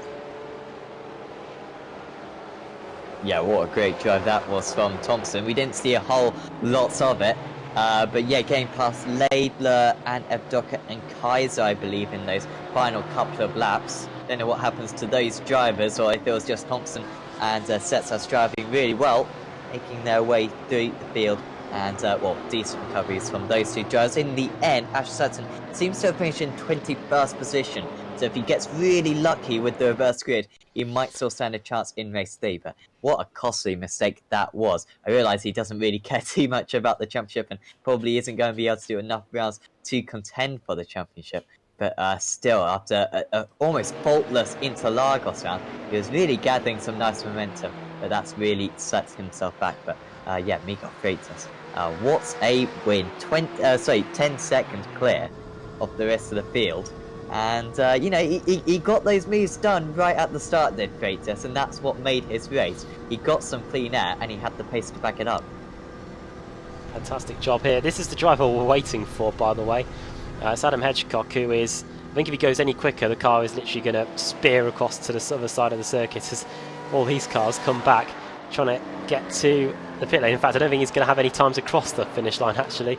I think he's just going to be credited as being a lap down as he trundles round back to the pits, so in what will be 34th spots there for Adam Hedgecock in the boosted with Savage Gaming. Oh well, look how Alec Kilter is. He's trying to just turn left. I bet he was trying to turn right, and even the thing then is not going to be able to try and do so. Credit to him though, he's going to come through the final corner and he's going to cross the finish line as Miguel Freitas, the Portuguese, does some donuts in the BMW. There he goes, across the line. I will just add that didn't count because the clock is already timed out. But yeah, morally, he's crossed the line. So well done, Adam. But yeah, officially, why did you bother? results are coming up on the screen now. Miguel Freitas wins by 9.7 seconds. Carl Jansen finishes in third, with Simon Underhill finishing in fourth. Michael Blake, if you're in the YouTube chat, hopefully he is an AM driver. I did see the Reds windscreen strip, so I'm almost 95% certain he was. But yeah, well done to Underhill. He is the top AM. Ross McFarlane in fifth, Matt Bunn in sixth, Dan Craft in seventh place, then Dave Baker, a sixth in race one and eighth in race two, bagging those points. Daniel McCauley in ninth, and Josh Thompson, driver of the night potentially so far, along with Miguel Freitas, 41st up to 10th. Rusty Laidler and CQR Tarkov finishing in 11th, then Corsim Racing Sindre Setsas in 12th, despite a spin and a rear end hit with the wall. Michael Evdoka in 13th, then Jero Kaiser in 14th, 15th for Ben Hackerson, Ronald Moons in 16th, then Mark Woodhouse in 17th place. Michael Blake, there he is, finishing in 18th, despite dropping down the order earlier. Then Chris Danes 19th and John Roberts in 20th. 10 years of CQR cars follow in Ash Sutton and Michael Hall. Then 2 CQR Sim Sports follow in 2x2 here. David White and Andy Shield. CQR Race Subs, Christian Rose in 25th. Not the best evening for him, not the best race two for him, I should say, after a pretty decent race one. I don't know whether being in the midfield with the connection that he had, having seen it in race one, might not have helped him too much. Then it is Lars Van Ryn in 26th in the Boosted with Savage Gaming. Jake Blackall there finishing in 27th. Then Paul Smith, slightly higher finish there for the Yorkshireman in 28th.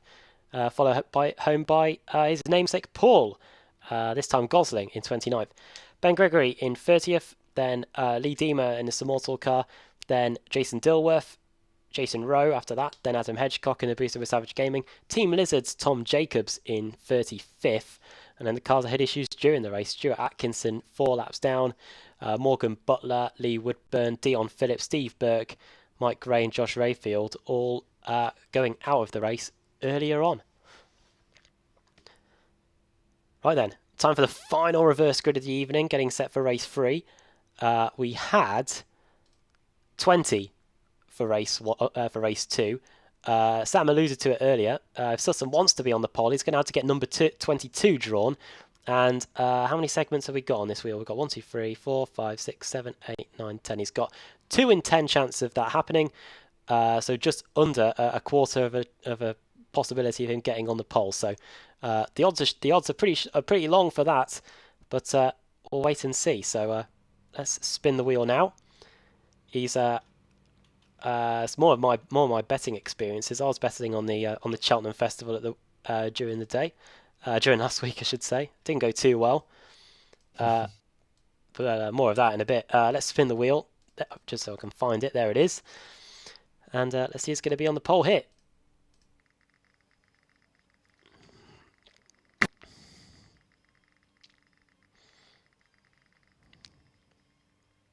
I think Sutton might get his wish here, you know. It's going to be so close. Oh, if it just ticked over once more, I think Sutton might have got it. It's going to be as small as we could possibly get. It's going to be 16 cars reversed for the final race of the day. Who does that put onto pole, Sam?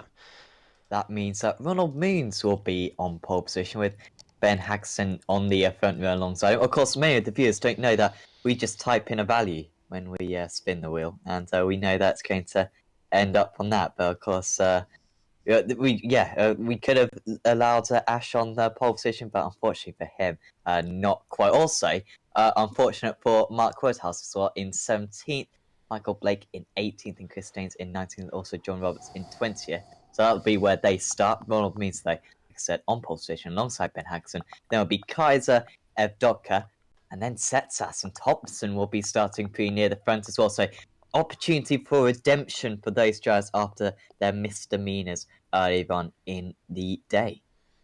Indeed, yeah. So we are going to take our final break here on the iRacing Esports Network. But when we come back, we'll be in the late afternoon, early evening conditions here in Canada and getting set for the final race of the day in the World GT Championship. You will not want to miss it. It's coming up next here on the iRacing Esports Network.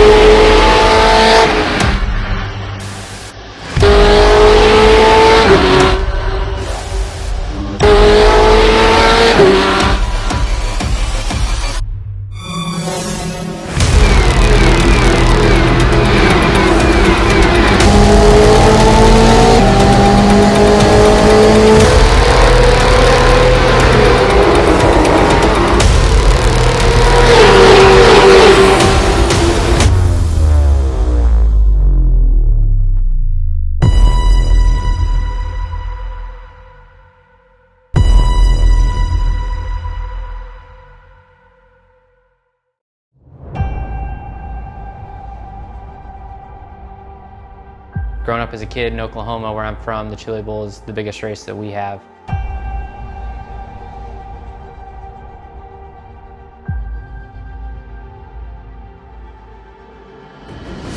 The Chili Bowl has kind of been my favorite race of the year.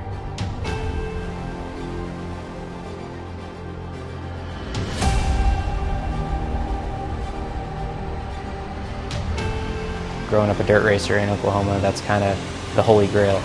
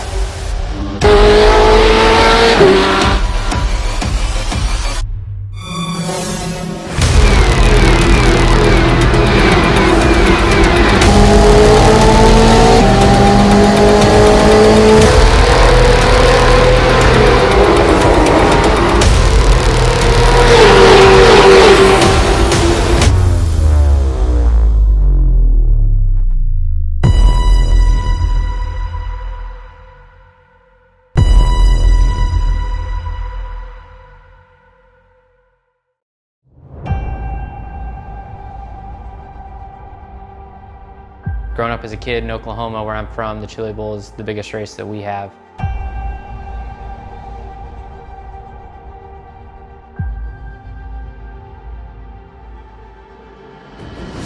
The Chili Bowl has kind of been my favorite race of the year.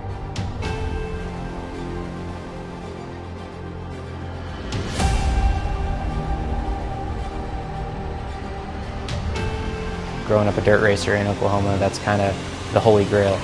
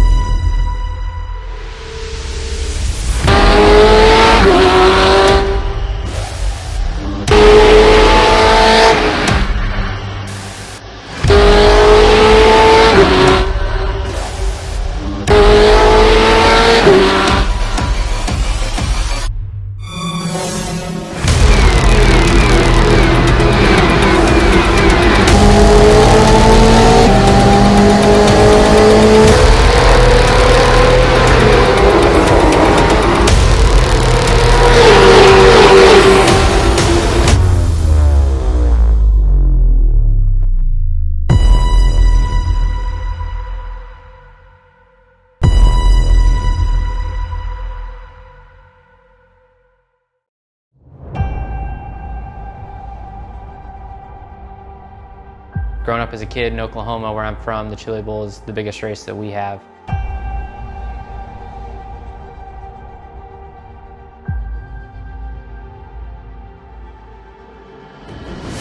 The Chili Bowl has kind of been my favorite race of the year.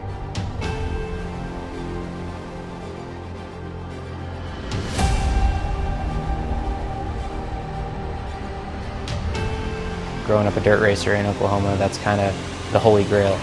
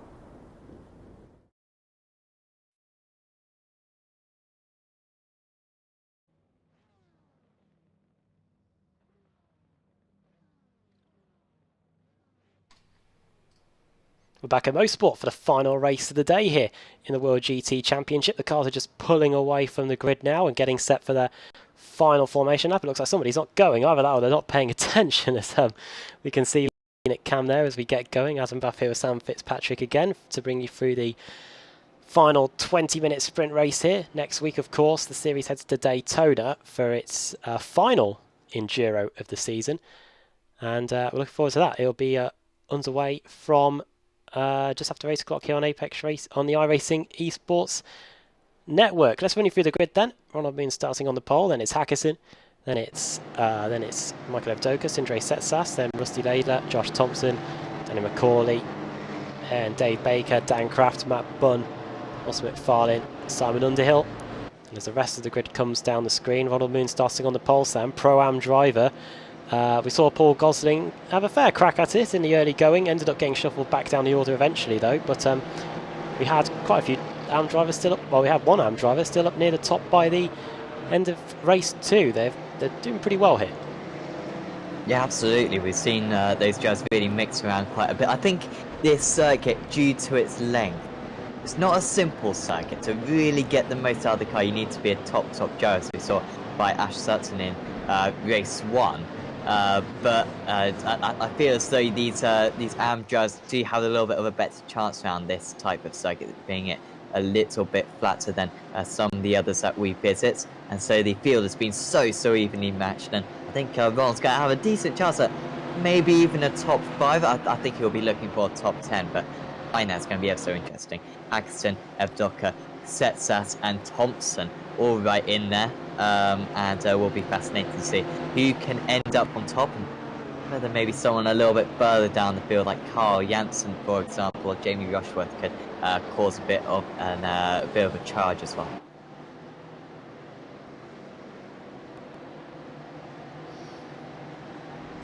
Set to go then for the final race of the day in the World GT Championship.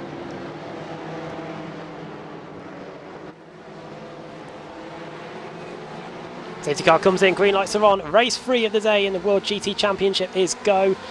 And it's a fantastic start by Ronald Moons. He's going to lead into the first corner, but Hackerson hasn't given him too much breathing space here. He is right on the back of that Sim Orsal car as we go into turn 2. We saw a huge wreck here in race 1. Can we avoid it here in the final race of the day? The Ferrari of Michael Evdoka trying to power his way around the outside. It might just work, you know, but he's up against one of the best in the business in Sindre Setsas, and there's a crash at the back. And there's a lot of cars going off. I think a few 10 years of CQR cars were involved there too. Off goes one of the Ferraris, slap banging into the side barrier, and they're still wrecking. There's a Savage boosted for Savage Gaming. I'll get that right eventually. And it's Ash Sutton out and Michael Hall out. So 2 10 years of CQR cars done already. Paul Smith too. His stream's a disaster tonight. And it's his teammate joining him there too. So 10 years of CQR cars out. Two small time racing cars got damaged. What a disaster for that team. We're 3 wide down the back straight, Sam. Oh, here we go. This is absolutely crucial for this race as well. Setsas on the inside. It's Evdoka in the middle, and also Thompson trying to get involved as well. Is there going to be contact? Somehow not. Fantastic driving amongst these drivers. Setsas round the outside through the penultimate corner. These two have been so for the entire lap seemingly, and surely Evdoka's going to have to give in eventually. He didn't want to give in, but now he's going to lose out to Thompson as well, and maybe even a couple more drivers as well if he's not careful. So Setsas crucially moving ahead. He had to really work for that position, and also Thompson with a really good start himself, up a couple of positions, and Evdoka finally slotting back into single file. So Hackerson now in the race lead. I think we just missed that move whilst we were looking back at the big first lap incident. Yes, Hackerson, Moons, Setsas, Thompson and Evdoka after about a lap and a half in this first race. This third race. Good battle here between CQR Tarkov's Rusty Laidler. He's got Dave Baker in front and he's got Dan Craft behind. Let's see what happened then that resulted in the change of lead here. It is going into the back section of the circuit. I think it took place while we were looking at that 3 wide scrap, and I tell you what, our attention was definitely drawn to it. But this is how the change for the lead happened. Around the outside goes Hackerson, going into the right-hander. And I think Ronald Moons may have just decided that discretion is the better part of valour. There's no point really holding him up, because it would mean that it would allow Setsas and Thompson and the like to close in even quicker. And I bet you when we go back to live, they are not too far away. Indeed, they aren't. Over the line we go. It is Hackerson, then Moons and Setsas. Just a few tenths of a second away, 8 tenths. And it's 1.4 seconds back to Setsas, then Thompson, then Evdoka, and then Baker. Here is a battle here. It's Jason Dilworth. He's even on our paint pack, he's got the red strip, but we have been told that he's a pro, and he is battling away here with former AM drivers. It's Atkinson and Jason Rowe that's duking it out here as we go around the turn 2. John Roberts has just been passed as well by Jake Blackwell, I believe. So moves going on everywhere, and we have got pretty much a long snake of cars going from Moons in second all the way back to at least 12th or 13th place there. Yeah, quite a queue forming up now, although you expect it to spread out as the race goes on. Excuse me, just, Moons now defending to the inside. Setsas trying to make his way around the outside. Can Thompson get involved in this one as well? Expect Moons to pull out of this one quite early, as he duly does so. And now Thompson has to make this move, probably down into turn 1. It's going to be his best chance. Cannot lose any time as it goes down the inside, in fact into the final corner even earlier than I said, and he's been able to stay right up to the back of Setsas. Next up will be Evdoka, and he makes a good move down the inside. So this is good from Ronald Moons. He's going to lose these positions eventually anyway, and he's just giving them up with not too much fight, not losing too much time, dare I say, although he is losing a bit. and well, hopefully he'll still be able to get a top 10 out of this. The next damp car isn't too far away. In fact, he's in the same battle box as Rusty Laidler in 7th place. I believe he is an AMP driver too. Not too sure what else has changed really, but second guessing myself all the time here as we go up to the top of the hill again into the right-hander. Moons now has got a Tech-Sense Fitstyle Motorsports car in front, and then he's got CQR Race Hub Dave Baker behind. Rusty Laidler is also too feeling the pressure, but it's from a driver that's inside the CQR stable. It's Matt Bunn, but it's going to go to the inside, and I don't think Laidler is going to give him too much grief over that. They are fighting for 2 different championships, of course, and there through goes the BMW past the other BMW, and it's the red and black CQR GT car through ahead. Look at this. This is the race 2 winner, Miguel Freitas. He's battling away and collides with Simon Underhill. Underhill exits stage right, and if he did hit anything, it looks like it hasn't caused too much damage. Everything looks like it's pointing in the right direction, but the poor Nomad car is dropped down to 19th place after that. Yeah, I don't think that was really anyone's fault necessarily, just a racing incident into quite a difficult part of the circuit. You can see Thompson just dropping back from Settas all of a sudden. Was it a bad first sector perhaps? I think he went off the track somewhere. Yeah, mate, it must be on the last lap, although even his last lap wasn't too bad, but yeah, certainly losing touch a little bit with the driver just ahead. And as we go back to side by side with Janssen and Rushworth and co. So Janssen now at the front of this train will no doubt be chasing up to the next train of cars. And Freitas and Rushworth getting past McFarlane, I believe. McFarlane's right on the tail of these guys as Janssen really struggling down the straights here. He's going to have to go defensive going into the long right-hander, but as we've seen so far today, it's so difficult to go around the outside there, and even Freitas trying to get his nose in there as well by the end of the straight. Such a fantastic pack of cars. This is about a 6-car train, I believe, as they start lap 6 of the race, and they've got 2.5 seconds now to catch up to the next pack up the road. These are all very competitive drivers, so if they stop fighting amongst each other, they could certainly start fighting for maybe the top 8 just ahead. Jason Dilworth puts in a new fastest lap of the race. Probably explains why he's a pro driver. 1:12.326, right at the bottom of the top 20 there. He is a man on a mission. He has gained 11 positions since the start of the race. He's got his teammate Simon Underhill, the car that we saw spinning off earlier after the contact with this guy, Miguel Freitas, just in front of him. In fact, the gap is 1.6 seconds, and if he sets lap times like that, he might be able to get the gap down a little bit more. A bit further up the field now, this is Ronald Moons versus versus Rusty Laidler, and Laidler is trying to get past the Pro-Am driver now, and this is the fight for the top dog in Pro-Am. There we go, we've got the Pro-Am standings at the top of the screen for you, and Laidler is gonna crash with him, and off goes Laidler. Did Moons survive that? I think he came off much the better. Yes, he did. Laidler has dropped down to 3rd in the AM category, and it may even be worse than that. Has he even got going? We can't see him. There is a mound of grass in the way. There he is. He gets going again. He is 4th in the Pro-Am category, but in terms of overall, Sam, he's down to 20th place now. Yeah, he has some very close battling amongst Thompson and Settas for a couple of corners. Thompson momentarily seemed to get ahead, but now has just fallen back behind. Now Adoka is looking really competitive. Hackerson now has a 2-second lead. You know what, if Settas, to be fair, in this race, if he could get whatever he got in the first race, it was like a 4th position, I believe, and then a like a 10th place in race 2 and a 2nd place in race 3. That would be a good day, considering that he has been nowhere near the fastest driver out on circuit seemingly for any of these races. That'll still be really good points accumulation, considering the issues for his rivals, as Thompson goes to the outside once again. Just does not work that outside line. Maybe unless you're Josh Thompson, if anyone can pull it off, it's gonna be him.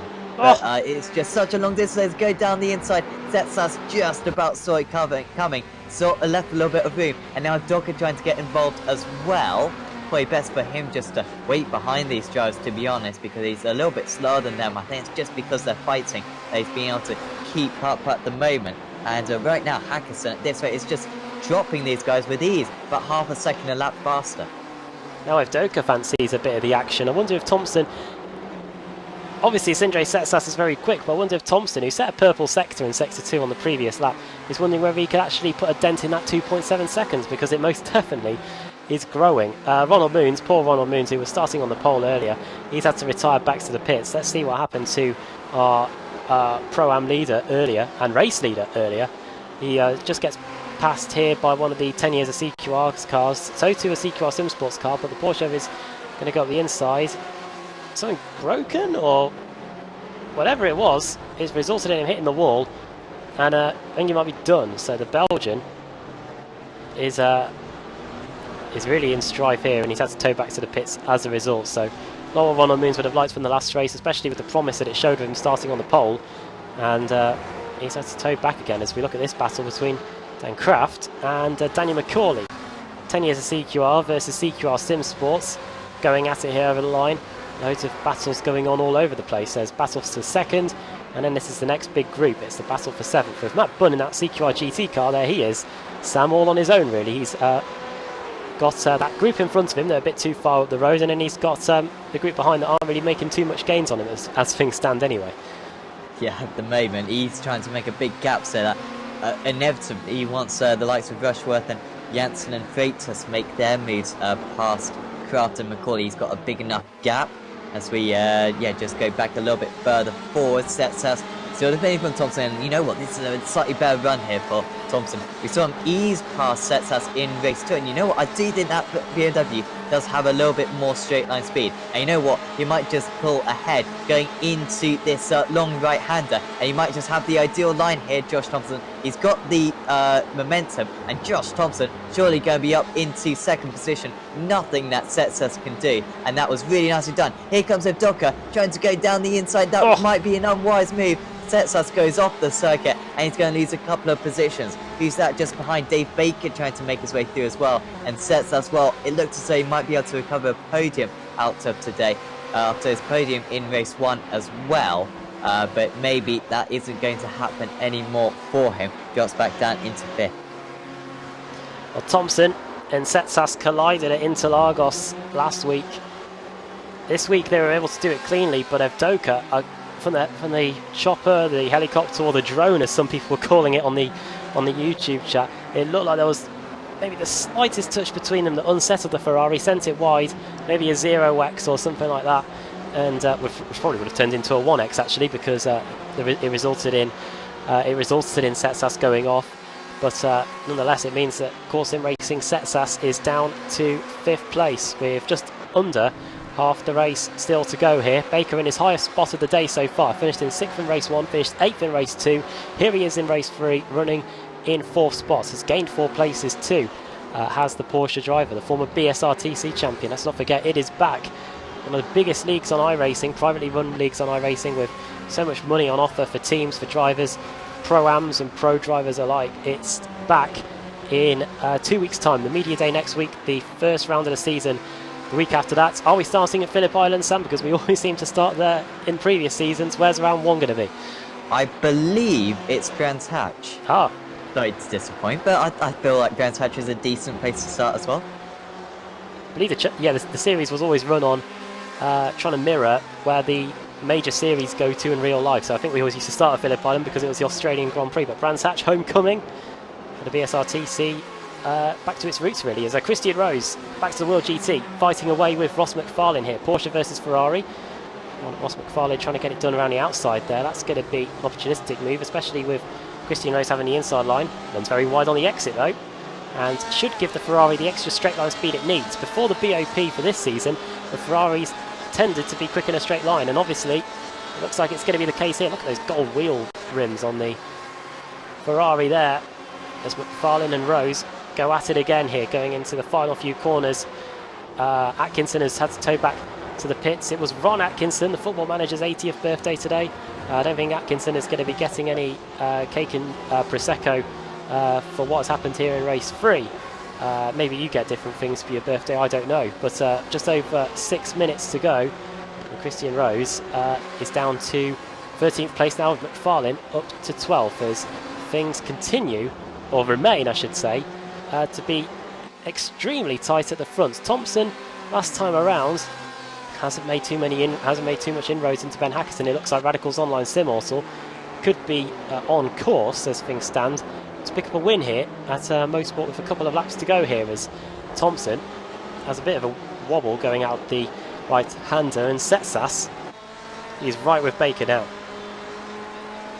Yeah, trying to spawn once again, but of course Baker having the slipstream from the drive. Seems as though Setsas is struggling down the straights today, because you can see he's actually losing a few hundredths down that back straight. Of course, like I said, Baker with the slipstream from the car ahead, but I would still think with Setsas so close to his rear wing, it still plays a little bit. You can see how Docker's looking like the fastest driver out of these guys. The TechSense Fitstone Motorsport driver is absolutely putting pressure on the CQR Race Hub driver. Seems as though Ben Hagson has well and truly checked out in the lead. A mistake would be necessary for him to be clawed back in this one. As if Docker, will he go for the inside? A little bit of a surprise attack perhaps, but a little bit of defence put up by Thompson. And what ran this part of the circuit, pretty much single file, just about getting that exit onto the back straight. You want to be within about quarter of a second, I think, coming out of this slow speed right-hander. How far behind is he? No, he's way too far behind. 0.3 of a second. So it will be relatively close, but not nearly enough close to really go for a proper move. While we were on board with Evdoka there, we saw that you can see that Setsas has got by Baker, but Baker's not going to just sit by and let that Ferrari move away. He's going to try and get the position back as they come up on Paul Smith. That has inconvenienced things a little bit for Baker there. He might have been trying to hold out the line around the outside. This is where Setsas got collided with earlier. No such issues happening this time as we come through the final corner. Wide goes Paul Smith. That should allow Matt Bunn through to lap him too. Jason Dilworth, fastest lap of the race again on that last lap. He's in 16th place. He's managed to get by his nomad teammate and Simon Underhill. You can see it there. He's all the way back there. Next up on his list is Andy Scheel. As a little bit further up the road, Ross McFarlane and Christian Rose are pretty tight. And Carl Janssen and Dan Kraft are having a squabble over 7th and 8th place too. There they are, a bit further up the road. I think Janssen may have just got by actually on the previous lap. Indeed he has. So Janssen up to 7th, Kraft down to 8th. And as it stands at the moment, it's Hackerson, Thompson, Evdoka, Setsas, Baker, Bunn, Janssen, Kraft, Rushworth and Freitas with just a couple of laps to go. Biggest movers, if we get them up, in terms of the top 20, it's Blake with 12, Michael Blake. Sorry, it's Jake Blackhall, I should say, with 12. Too many drivers with the initials BLA. If you look further down the field, I think that is pretty much the biggest mover. So Jason Dilworth's gained 15. So fastest lap of the race, and most positions gained for him too, as we rejoin the battle for second going through the final corner. I don't believe they get any points for fastest lap in this series, but I stand to be corrected. I think it worked okay in the Formula 1 the other day, personally. Made the last few laps exciting, didn't it? One. Yeah. Personally, I'd rather see F1 be incredibly dull, personally. You know, that's the point of F1. Should be tediously boring. Don't want any of this excitement late on in the race with the fastest lap, so I'm not 100% sure on it. But it certainly did, cause some intrigue at the end of that event. And these drivers will just be trying to put in qualifying laps right now. Well, apart from maybe Josh Thompson, because he realises he's not going to catch up to Ben Hagson to the end of this race. He's just interested in holding on to second position. Setsas coming back at that Docker now. And you can see how that entire queue of cars, if anything, is getting a little bit closer. If we had another 10 minutes in this race, it'd be absolutely fascinating. And I think we would have a few more drivers involved in this battle for the podium. But I think it's just going to be a couple of laps short. Still, it's been an awesome day of racing. This as Miguel Freitas, who's had his best race of the season, undoubtedly after that dominant race 2 win. He's trying to get past Jamie Rushworth right now. They're in a queue behind Carl Janssen and Dan Kraft. And it's kind of returning back to race 1, where we're seeing these drivers all within about 0.3 of a second of one another. None of them being able to properly execute a move. I've just got to find a chink in the armour somewhere from the car in front. Freitas, you're right, finished 10 plus seconds ahead of the next car. Matt Bunn's crashed. There he is, side of the road. Matt Bunn His race could be run here. It looks like he hasn't picked up too much damage. Might not even actually hit anything. He's got going again, but now he's in 16th place. May even get dropped further back. You saw Underhill coming pretty close to getting past him there. In fact, he has as we look at this replay. It's going to be exactly this. Oh, this time he gets a little bit of a wobble going through the exit, and then that puts him onto the grass, and that's what spins the BMW around. It's not been the first driver that's happened to today. Oh, Blackhall very nearly gets swiped out of the race. Yeah, and that's such a pain with this circuit, just dipping a tiny wheel onto the grass, and all of a sudden all your grip goes. You have a massive over rotation, and that's lost him so many positions. Disappointing for Matt Bunn. I'm sure he'll be back next week. As Thompson, one more lap to go for him, and he'll be pretty pleased with this one. It's rare that we see Josh Thompson start not from pole position and yet still looking behind him, because Michael Evdock has been absolutely storming along in this race. As this battle, is this 6 cars all in a queue?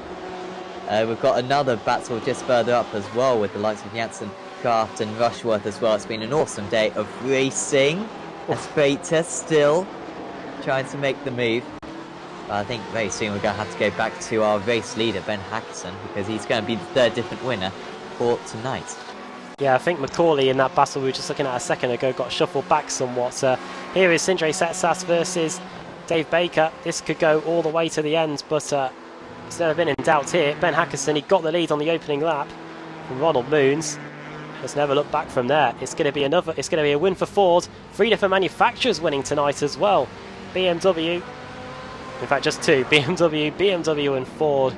It's Hackerson that wins, Thompson second, Evdoka third, Setsas managing to just beat Dave Baker in a fantastic scrap between those guys. Simon Underhill is coming through the final corner. It's going to be his name on the winner's trophy in the Pro-Am class. Laidler is going to come home in second. He was leading it earlier and had a bit of a moment. And then here comes Matt Bunn, who was in the top 10 for most of this one. In the end, it's going to be 19th place finish for him, spinning with 2 laps to go. Lars Van Ryn, then Lee Diemer, Gosling and Tom Jacobs is going to come through the final corner now to round out the top 23. As once again, just like in race 1, we have limited cars on the lead lap after a pretty hefty crash going through turn 2. Yeah, check out a few drivers up, but it didn't deny us a fantastic race. I assume Christian Rose got involved in that one. Hey, so you finished in 11th position. Apologies. But I don't think there were really too many front-running drivers who got caught up in that. And, a couple of pilots. It's rare that we see that in the World GT Championship, because we had an almighty one at Watkins Glen earlier on in the season. Oh, and legendary that pilot. And we saw a couple today, but I'm sure we'll be getting back to normal next week, which I frantically look. It's Daytona, isn't it? We are. It's a 2-hour enduro. Oh, that'll be good. Yeah, an enduro. Yep, 2 hours. Then we'll have our customary off week, our final off week of the season, before the run-in to the end of the season, which will be at Barber. We'll stay in America for a few more weeks, North America for a few more weeks actually. We're at Daytona Road next week, then 3 weeks time we're at Barber. Then after that it's Road Atlanta, and we end the season back in Europe at Spa for 3 20-minute races there. That is going to be pretty fun, I must say. That is a track, aside from Le Mans, if you could design a track that is built for sports cars, you'd probably go with that one. Home of the Spa 24 Hours, of course, and it's competed in cars not too different from these in GT3, and we'll be looking forward to that one to end the season. Right then, let's bring up the finishing order then for the final race of the day here in Canada as the sun begins to sink below the Canadian sky. Ben Hackerson wins then, Josh Thompson 2.2 seconds away in the end. What an evening from Thompson, what a turnaround from DNF in race 1 to 31 positions gained in race 2 to runners-up spot in race 3. Never give up. Michael Evdoka in 3rd, then Sindre Setsas finishing in 4th. A much-needed good evening for him Dave Baker in 5th, so he finished 6th in race 1, 8th in race 2, 5th in race 3. So in terms of averages, you couldn't really have got a better evening for Baker there. Dan Craft in 7th, then Jamie Rushworth 8th, Miguel Freitas in 9th, one of the drivers of the evening, then Ross McFarlane in 10th. Christian Rose finishing in 11th after not the best race 2. Race 3 has come good for him. So too Jake Blackhall finishing in 12th. Andy Shieldcar 007 finishing in 13th with his CQR SimSports teammate Daniel McCauley behind him. Then his 2 teammates, one's a pro, one's an am. They both drive for Nomad Green. It's Jason Dilworth and Simon Underhill. Then it's Rusty Laidler in 17th, then John Roberts in P18. 19th Matt Bunn, Lars Van Ryn in 20th. Then Lee Deemer 21st, 22nd for Paul Gosling, a pole sitter in race 2. Then Tom Jacobs 23rd, then Jason Rowe. Michael Blake in 25th. Paul Smith finishing in 26th place in the end, but for the second race running, he finishes a lap down.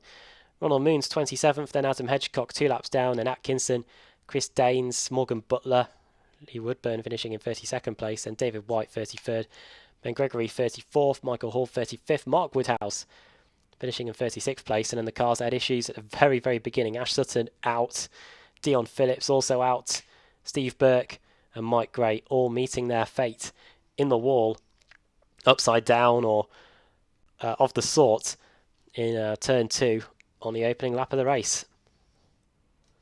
Right then, it is time for interviews. We've got 3 drivers patiently waiting for us. We've got the 2 Nomad cars in Jason Dilworth and Simon Underhill, plus we've got our race 3 winner in Ben Hackerson. So we can drag them up. We can drag. We've even got Sindre Setsas as well, so we can get a word on the championship fight. But let's get our race 3 winner up. There he is. Sorry, Ben. I should have put you in the general group first. There we go. Welcome to the commentary box, and welcome to join us. And well done on your race 3 win. It was pretty straightforward for you from there. You just had to get past Ronald Moons at the start, and you did that before we even got round to complete the opening lap. I don't think ever saying straightforward, pulling away from Josh Thompson and Sindre Setsas is the word. That's probably the best race I've ever done in terms of pace and just consistency. I'm over the moon with that. Oh yeah, because once Thompson had got by Setsas, the gap was around 3 seconds. Were you hoping that they could have continued to battle for quite a little bit longer, so you could have extended that gap further? No, at that point I thought I could hold 3 seconds. I think there was about 10 laps left. I didn't think he would be able to catch me in that time, and I could hold on. But yeah, it's just mad how I managed to pull that far out. I was pretty confident at the end. Just I was hoping the lap traffic would come, and all of that did were nice. So it's pretty much the perfect race. How's the Ford out there? Obviously you're joined by the BMW now, but it looks like the BOP, just coming from up here, we obviously haven't been in the car, but it looks like it's pretty nailed on at the moment. What about you? What's it like out there in terms of racing against all the other cars? Yeah, I'd say it's pretty equal. This track is very much a Ford track because they're good at the fast corners. But overall, I think the BMW is probably the best car, and we'll see that next week at Daytona. I don't think it'll be anywhere near the front there, but the BOP in general is pretty good. Yeah, 2-hour enduro is this the free 20-minute sprint race is probably the format of your choice compared to what we've got coming up next week.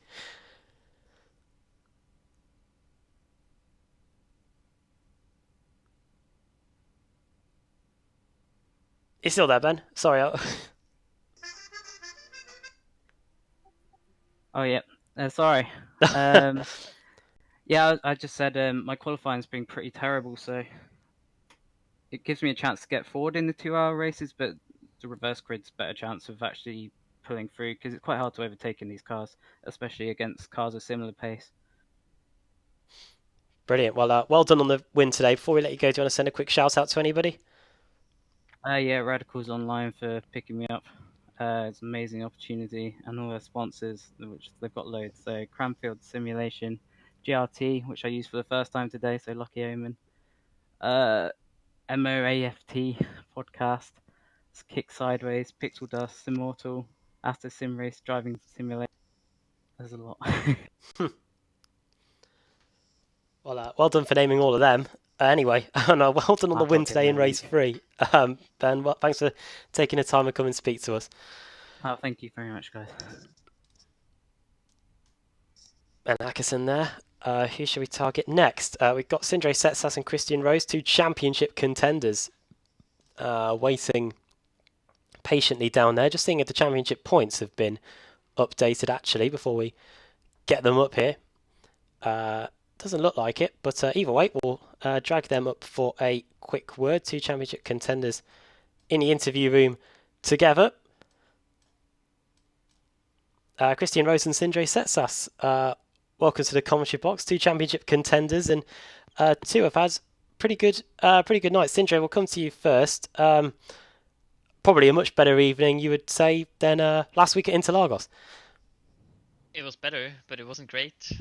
I just struggle with the Ferrari. Like in draft around here, the Porsches just had something else. I just didn't have any front grip at all, and I think it might have been the worst of the bunch, to be honest. And then picking up damage in both race 2 and 3 didn't help it either, so that was really hard. But yeah, some decent points, I guess, over some main championship rivals, even though Carl did excellent this race.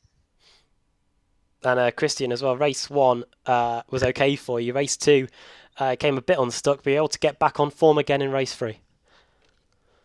Yeah, race 2, at the end of race 1, Sindre sent me a message saying I was blinking a bit. So start race 2, it was still happening by all accounts of my teammates around me, so I decided to roll through the pit lane. I think it would be unfair for me to ruin someone else's race. At least I'm just ruining my own.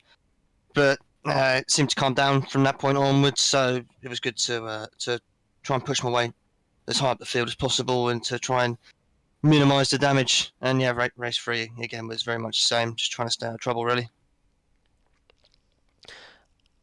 Sindre, race 2 had a good battle, but eventually ended up spinning going into the penultimate corner, then reversed into the wall. How much damage did that do? Because looking at when Josh Thompson overtook you towards the end of that race, you were really struggling in terms of straight line speed.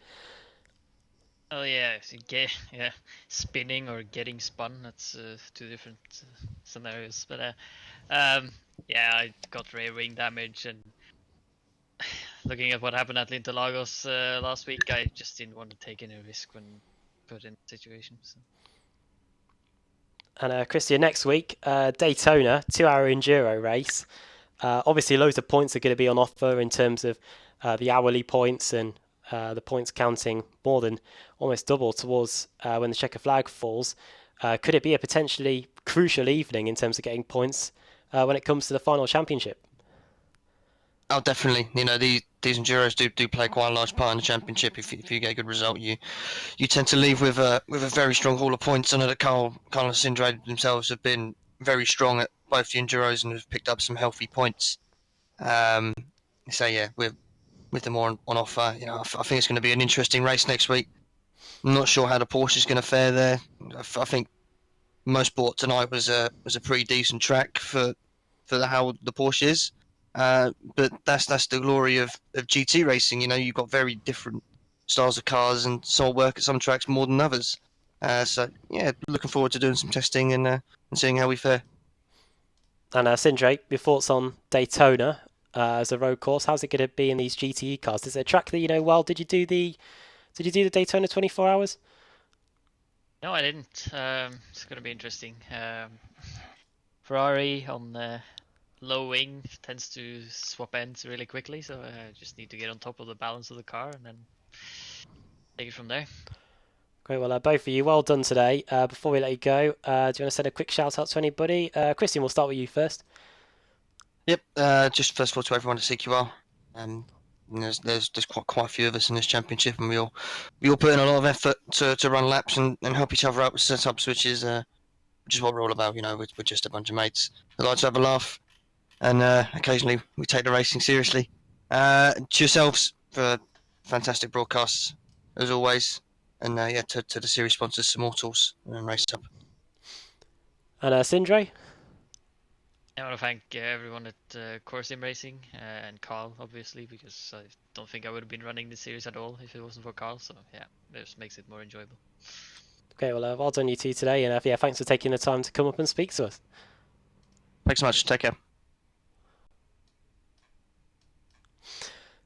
Christian Rose and Carl Janssen there. Sam, who do you want to go for next? Ooh, let's go for Dave Baker.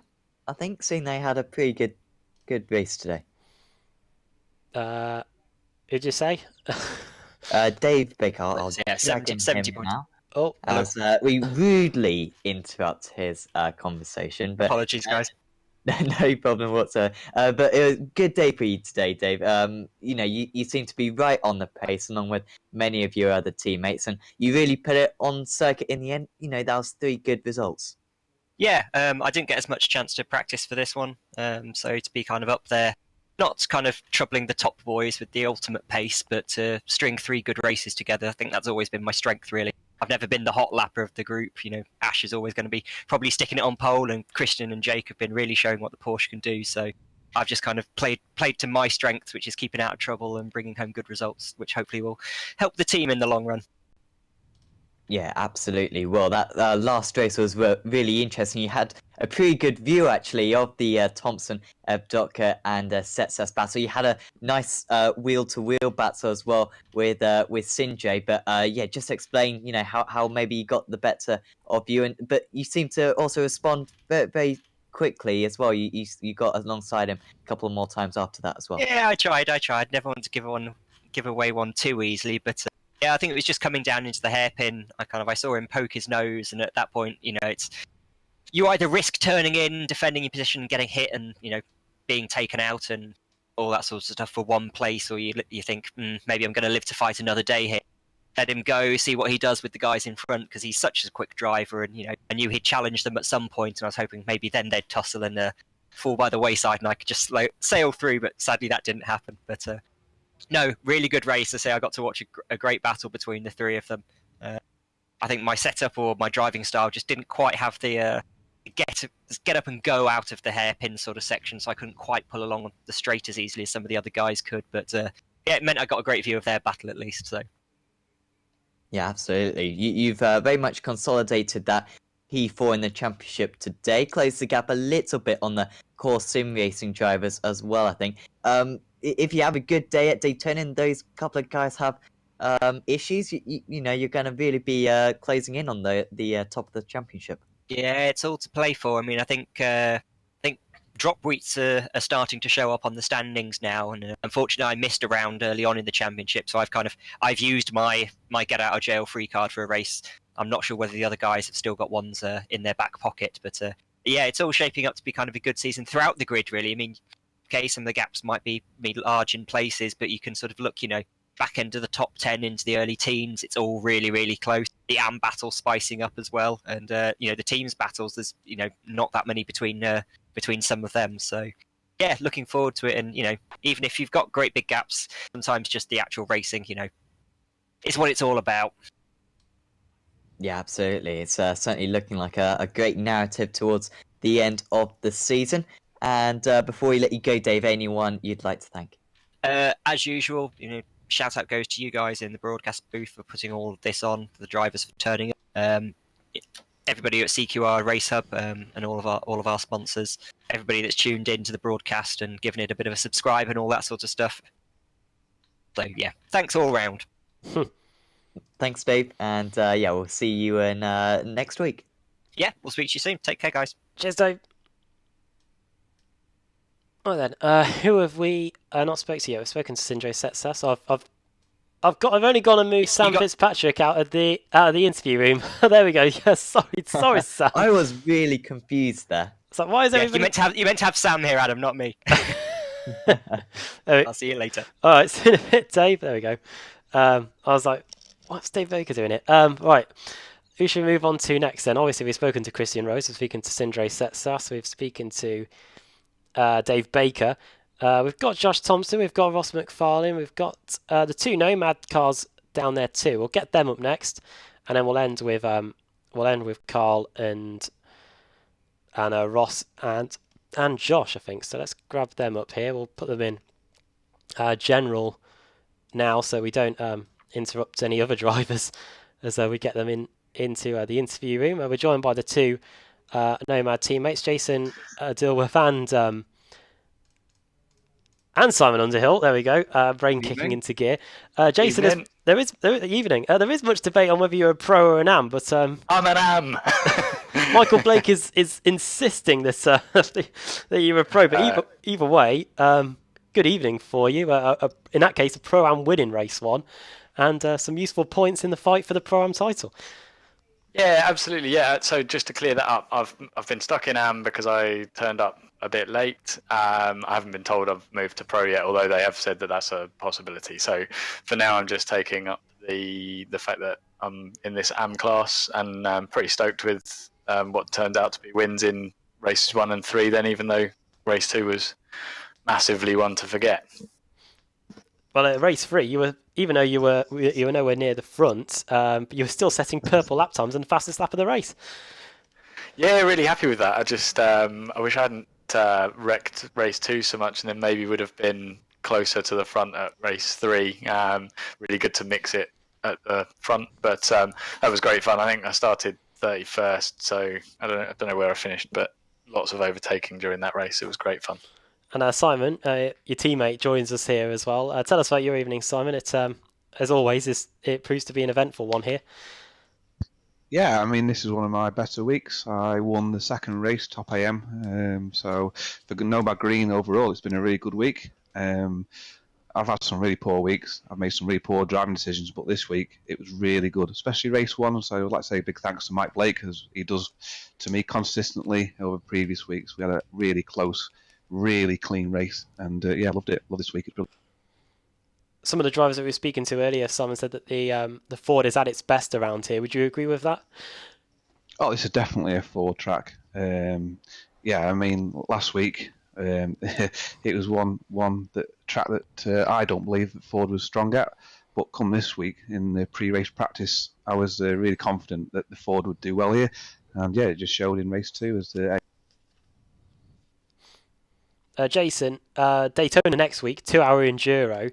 How does your mentality change going from the races like these, the 3 20-minute ones, going to one of the endurance races where you've got to drive for 2 hours?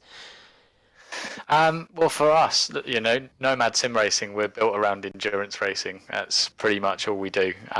So it's much more into my comfort zone. Had a shocker at Le Mans, but really looking forward to Daytona. It's definitely what we're better at, or what I definitely feel I'm better at. The sprint stuff is a little bit too stressful for me. I like to get into a bit of a groove and just wait for the race to come to me. So I'm really looking forward to Daytona. And Simon, the same for you. There'll be loads of points on offer, of course, with the points every hour, plus the points counting more the checker flag too. So a really big opportunity here. Yeah, I mean, just checking this current standings after this week, I'm only 20 points behind Mr. Blake, who's leading the AM Championship. So, I'm really excited for Daytona. It's one of my favourite tracks. I've done a number of laps around Daytona that I lose count. Number of endurance races, but yeah, I'm really looking forward to it. Like I say, I'm like Jason. I'm more of an endurance man. Get into the groove and just do lap after lap after lap in a consistent manner. Great. Well, before we let you go, who wants to do the shout-outs? Well, go on, Simon. Yeah. I'd just like to shout out to you guys for doing such a brilliant broadcast. Oh, brilliant. And a big shout out to the WGTC admins that put all this together. This is my second season, and I thoroughly enjoy it. And Jason. Yeah, I'd just say, we don't have a massive sponsor list like Ben. I heard him rattling his off for 30 seconds. So just Cube Controls. Massive thanks to them for their support. Great. Well done on the results tonight, guys. Anyway, we'll see what comes about with the Pro and the Pro-Am points. I think it might just keep rolling on. I'll probably get a message at some point. But well done both of you. And we'll hopefully speak to you at some point between now and the end of the season. Great. Thanks to you guys. Yes. Right then, final 3. Let's get them up. It's Josh Thompson, it's Carl Jansen, and it's Ross McFarlane. And let's get them in now.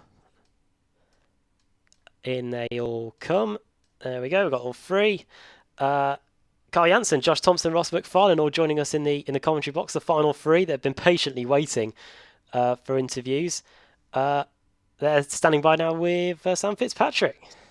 Yes, and all of you, well, I say all of you, certainly Ross and Carl, are very consistent today, but Josh, I'll go on to you first. That first race, wasn't your fault whatsoever. You started near the back, and despite that disappointing race 1, it was that race 2, fighting your way through the field, got in that reverse grid, and that really put you in a good position for race 3. Yeah, like you said, race 1, I was just unfortunate, wrong place at the wrong time. I thought I was going to get through it all, then got a massive whack on the right hand side of the car, and that already damaged the car. So then it obviously went into the absolute mess at the bottom of the hill. So yeah, a bit disappointed with that. Obviously, it was always going to be tough here. I knew there was going to be a high possibility of not finishing the race here, starting at the back with that. So I had to take on the chin, really. But now, race 2, it wasn't like the start was completely different. Like there was not really any big incidents. So I was actually quite surprised. But obviously that allowed me just to get on with it nicely through the field, picking one off here and there. And then, yeah, just stayed out of trouble really in race 2 and just managed to find myself as a top 10 at the end of it. Well, Carl, I didn't realise that you were already in the lead of the championship. I think you're even further ahead in the championship now. These past few rounds, you've just been accumulating these points, and you got a pretty healthy margin now. Yeah, I didn't know if it was without drop weeks or not on the point sheet, so I thought I was so far behind. So I've just been trying to keep it consistent and getting the most points out of every week now. And this week have been great for points, really great. I think this is my second most scored points week ever in World GT, so yeah, really solid. And Ross, a great day for you as well. Those 3 top 10s, you've moved up 5 places in the championship. You must be really delighted with that. You didn't necessarily have the pace to fight for the wins, but you pretty much maximised every race. Yeah, I mean, I actually thought that it was going to be a lot worse, but I have to say I got very lucky at several points during the races. Not whether it was incidents with other drivers, just missing people by an inch, or, I think the Ferrari was fantastic on the brakes and into Moss. It just felt like I could brake so much later than every other car, and it almost caught me out a few times. Carl would have probably said that I almost took him out, so he almost didn't have the best week, but luckily we survived that, and yeah, I just felt really comfortable, and it's my highest score of the season so far, so I'll take it. 0 incidents as well, which is a first for me also in all 3 races, so I'm very happy. Yeah, absolutely. Very impressive from you all today, and we'll quickly go through whoever you'd like to thank. So first up, Josh. Yeah, so first off, you guys for broadcasting, always great. All the admins, they do a great job, so massive thanks to those guys. Everyone at CQR and everyone at Mavana really for helping with the BMW. And Carl, anyone you'd like to thank? Yeah, obviously you guys for streaming. It's really good to be able to watch back and having everyone be able to watch, and then the whole Core Sim Racing team, and also Sindre for running with me every week. And finally, Ross. Yeah, just thanks to you guys once again. It's a really fantastic broadcast that you put together. Makes it so entertaining and validates the series. You feel really happy to watch it after the races are finished. And of course, to my team, V-Racer, Events House, Exim, and all our other sponsors, they really do help out quite a lot. And I also like to give a thanks to the TechSense FitSty guys, just for helping me along, chatting with me during the races. As a privateer, it can get a little bit lonely, so it's nice to have people to go and talk to in between races. So thanks to them too. Well, thanks, guys.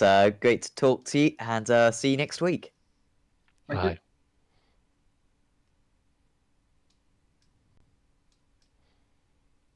Well then, Sam, that's it then from here at Motorsports as dusk starts to fall here, and obviously we've now got the 2-hour enduro next week. That's going to test the drivers. It's going to test us in the commentary box as well. We've had to throw everything at tonight as well in terms of caffeine and keeping ourselves fully immersed in it. But yeah, your thoughts on what we've seen tonight here at Motorsport? Pretty much everything that we expected when we began the program a couple of hours ago. Yeah, absolutely. I think by far the most competitive round of the championship as well. I think the likes of Freitas and Hackerson in those second and third races respectively, winning those races. Down to skill, down to pace. It wasn't as though there was a massive pile up of the other drivers. It was just that they managed to get the moves done early on and then had fantastic pace to pull away from the rest of the field. Daytona, I expect a few of the more established drivers to really reassert their dominance. But so far this season, we've seen the core sim racing drivers absolutely superb in the endurance races. But I'd say today, CQR, particularly Ash Sutton and Josh Thompson, very, very strong. So it'll be interesting to see if they can really put up a challenge next time out in Florida. We'll have to wait and see. Well, you'll be able to see it on the iRacing Esports Network, same time next week. I'm sure we're not too many weeks away from the hours switching back either. In fact, I think we're about 2 weeks away, actually, from switching over to British summertime. We'll get to that. We'll cross that bridge when we get to it, I think, next week. Of course, Rimatech Sports Car Series action is coming up in a few hours on Apex Racing TV over on the Apex Racing TV channel. So make sure you can stay up for that. If you're in America, it's on at a perfect time for you. I think it's about 8 o'clock in the evening. But we'll be back this time next week on the iRacing Esports Network when the World GT Championship heads to its final race meeting, its final enduro of the season at Daytona. But for now, from me and Sam here at the Canadian Tire Motorsports Park in Canada, bye for now.